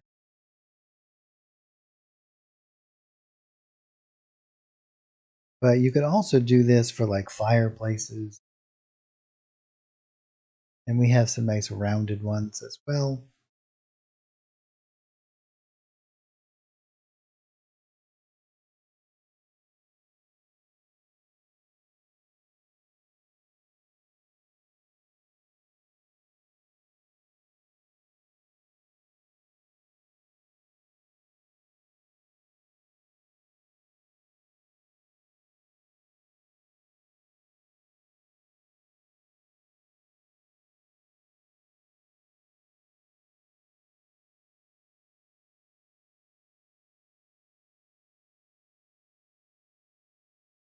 Oh yeah, thank you, Steve.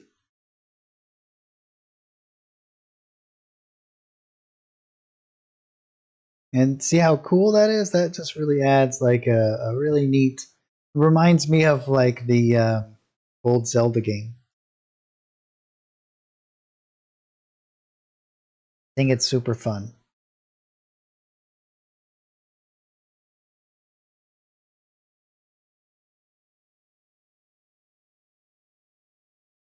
And here we'll do exactly the same kind of thing, right? Like we can go into our grab a shadow brush.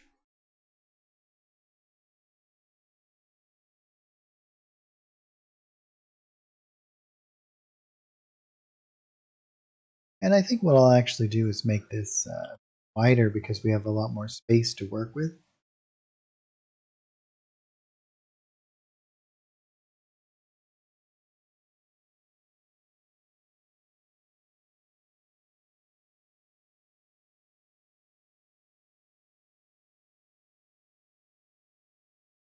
And then I'll make it smaller for these little area in through here.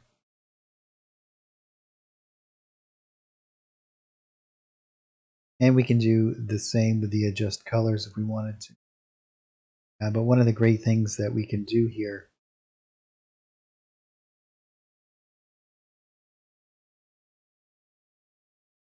I'll probably go in and reduce that down a little bit more.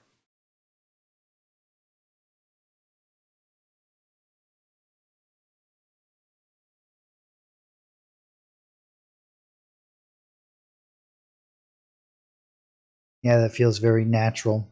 We can grab this little round guy. Not in there, but in our painting layer.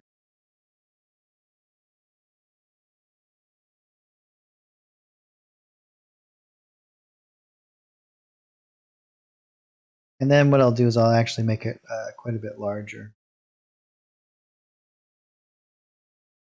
And I'm just going to stamp in these corners a little.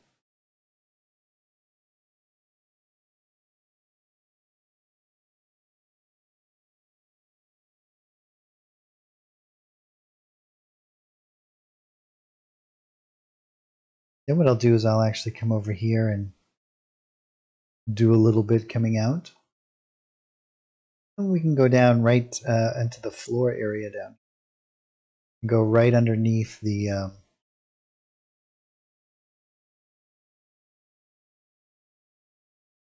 that's a little bit too dark. Just going to hit Control Z and back that up a little bit.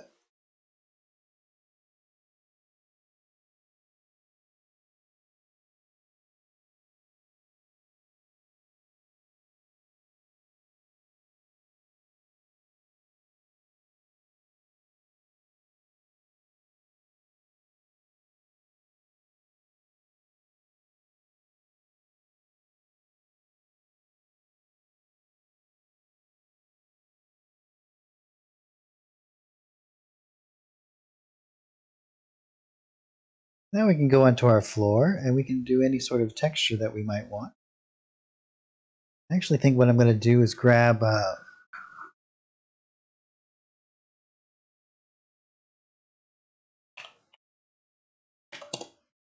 one of these snow effects. Grab something like this. One of the great things about these is that we can make them any color we wish. So this is awesome for doing like color variations.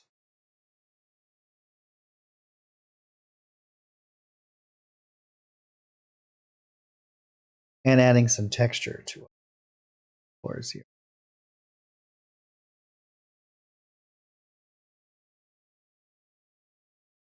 I can hold down the different values, R, G, or B on the keyboard, and I can actually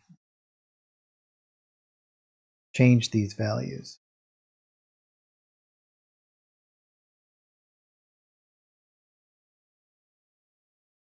I'm going to make it a bit darker.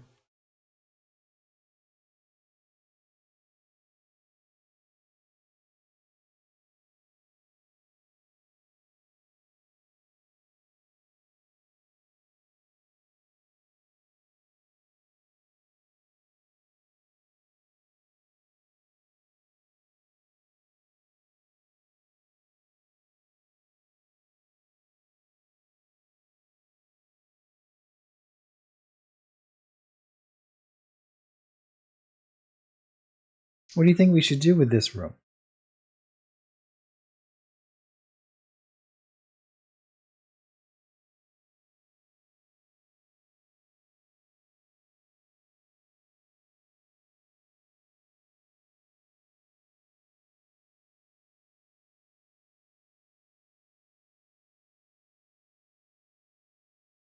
Guys have any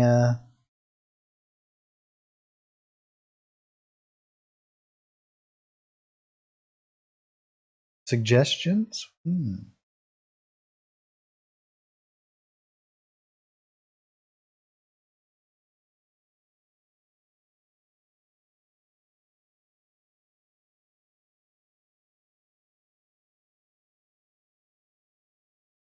I think what I'll do is let's grab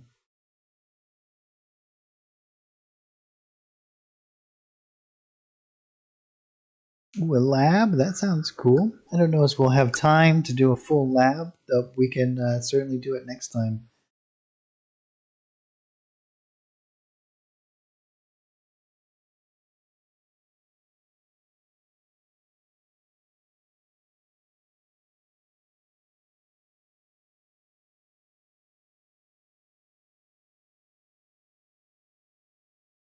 Yep, we certainly do, Spencer.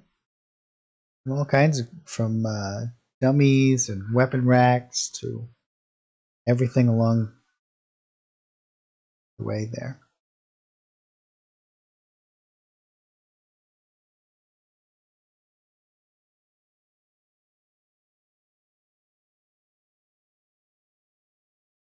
All of that stuff is in the Siege art packs.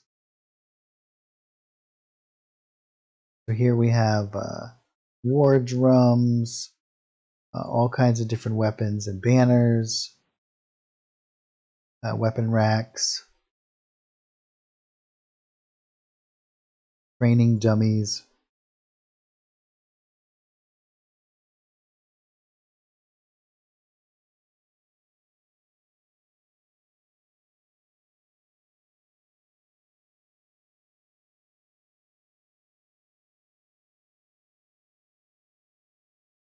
Oh yeah, dance hall. Do like a strobe light.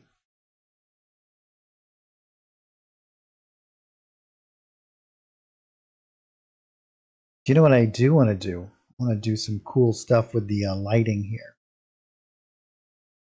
I'm going to actually do as though light is coming from another room and shining in.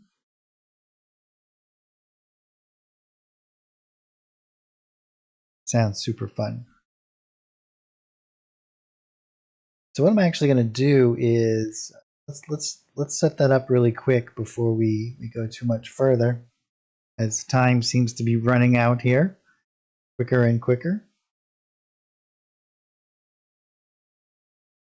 I'm going to go into my line of sight layer here, and I'm just going to do a quick little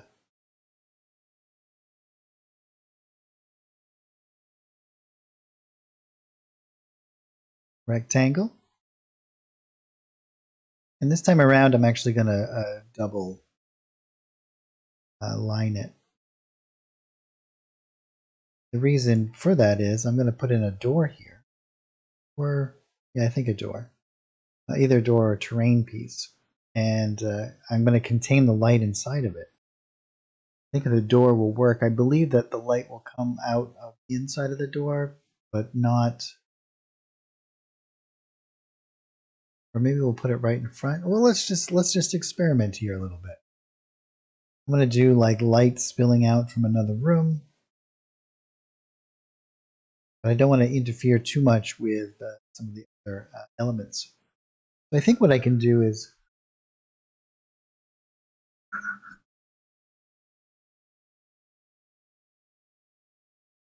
we could create it, we could do it with like the shadow occluders. I think, yeah, let's try it.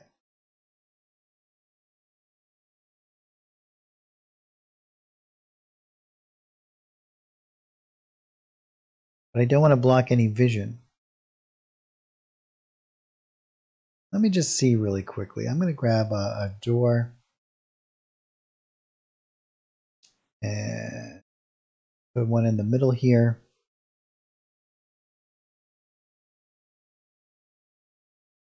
Let me turn our lighting back on.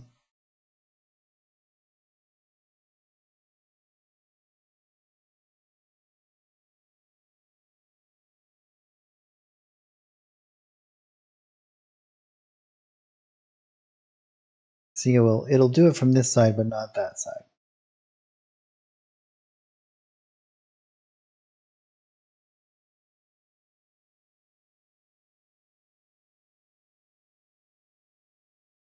But I want it to have a little bit more direction than that.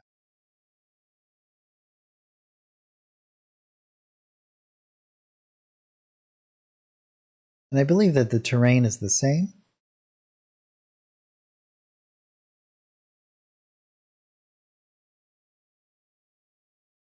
Okay, so terrain shines out from. So yeah, I think that we'll just have to kind of mess with it a little bit and figure it out here. But I'm going to take this light and I'm going to put it like here.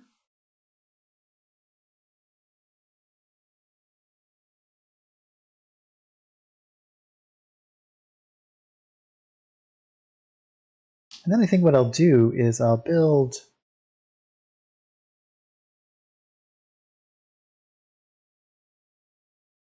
a little bit of a framework here.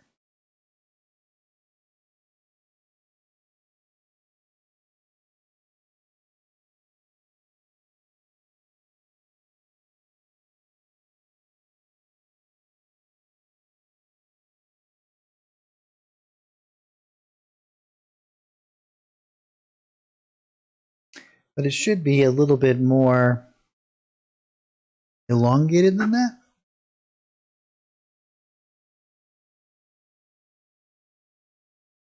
Yeah, it's currently I have a double set of lines around.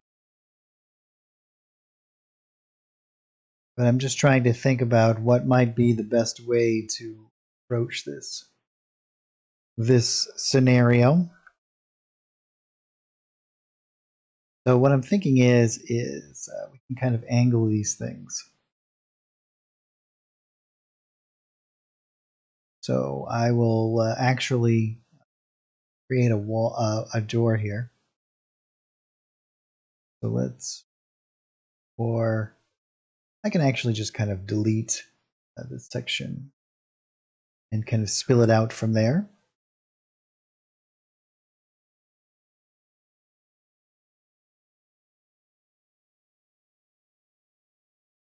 Yeah, why don't we just do the door?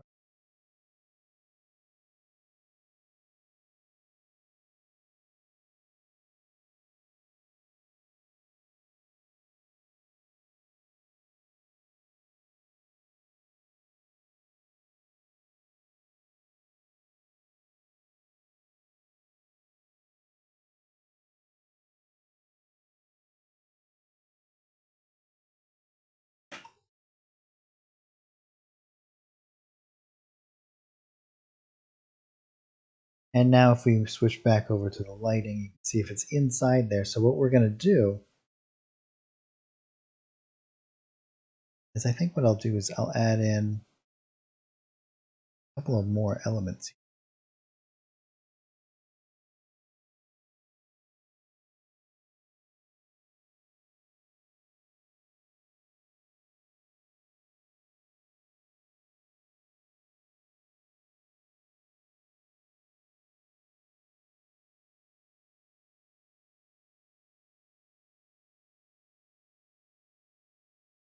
And shape it like this, the door.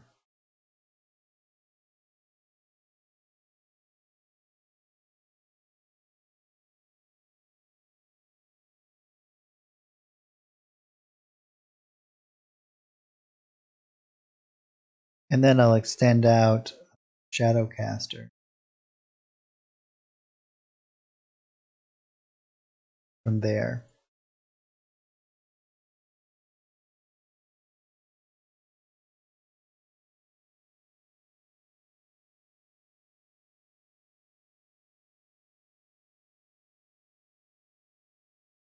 I guess it's going to go through the shadow caster.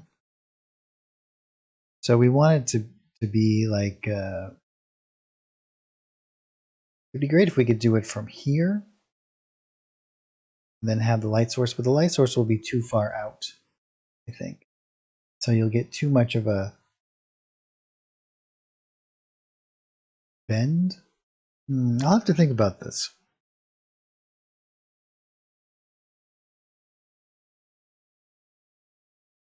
Yeah, but I don't want to, this kind of breaks the illusion, doesn't it? Kind of wonky.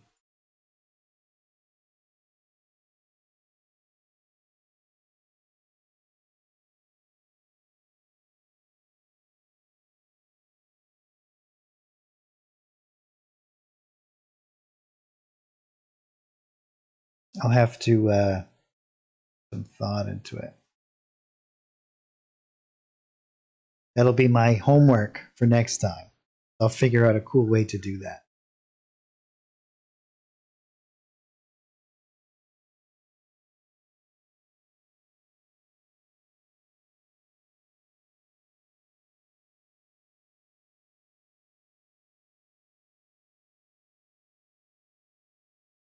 All right, back to the task at hand.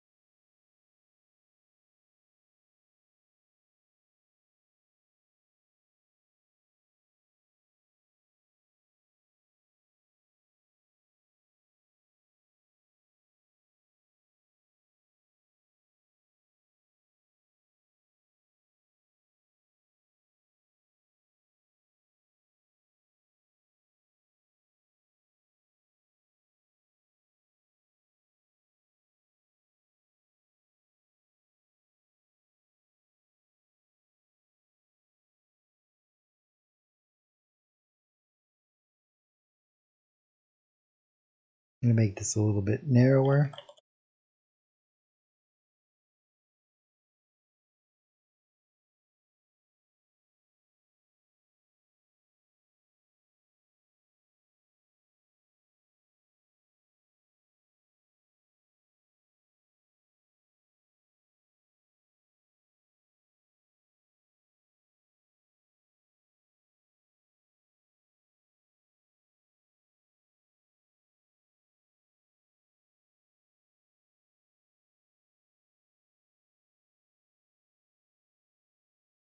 Yeah,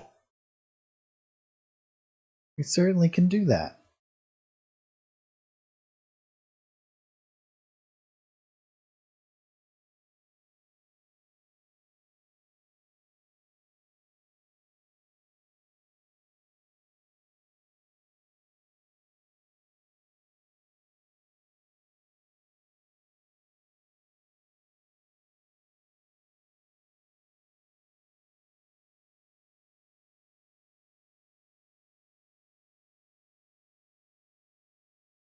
And we can also place a few other of these.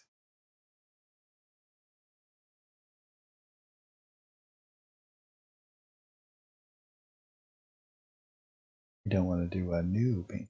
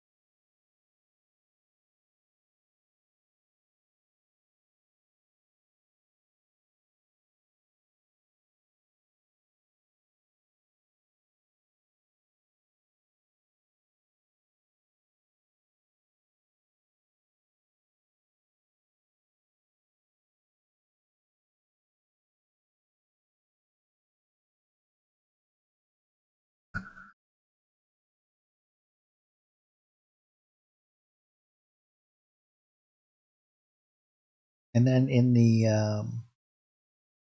other interior art packs as well,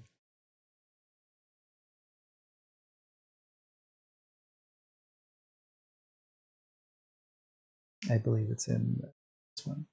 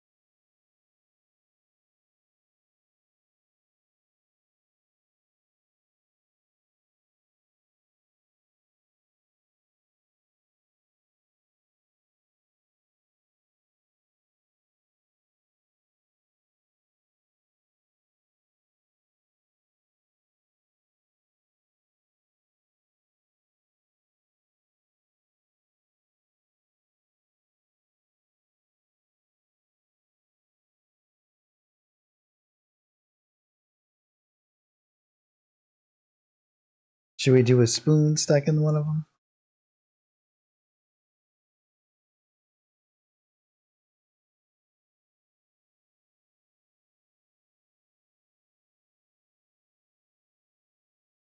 And a whole collection of weapons. And there's armor as well. Helms and whatnot.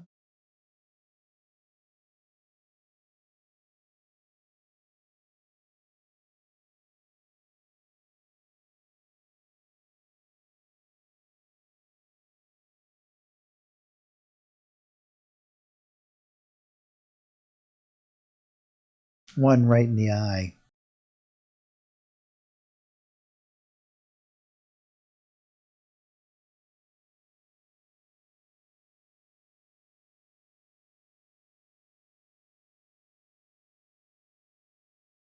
Right in the eye.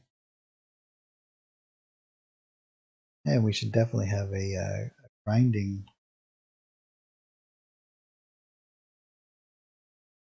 wheel for keeping all of their weapons nice and sharp. Free of burrs.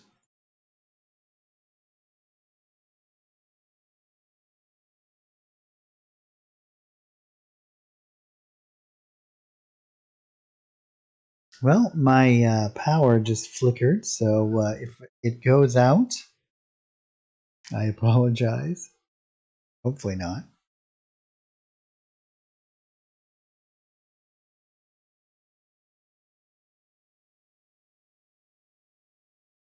It was a quick enough flicker, it didn't seem to affect anything yet.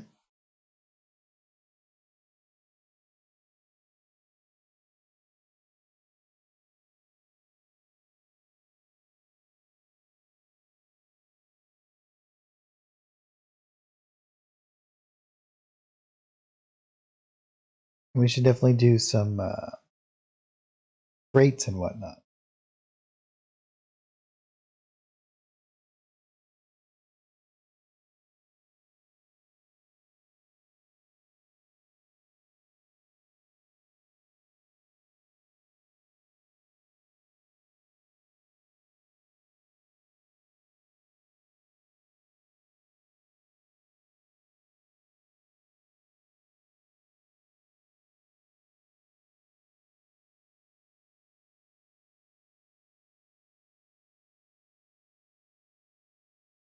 to open one and we can fill it with all kinds of good things.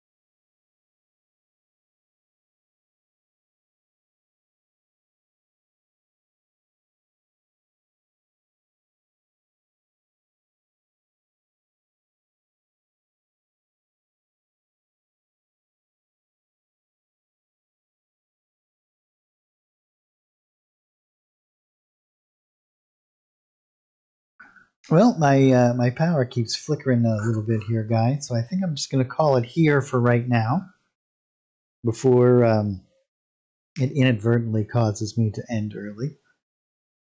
So thank you guys so much for joining me this afternoon. I so much appreciate it. Hope you guys have a wonderful holiday.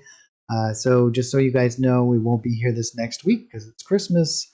And then the following week is New Year's Day. So we won't be here that day either.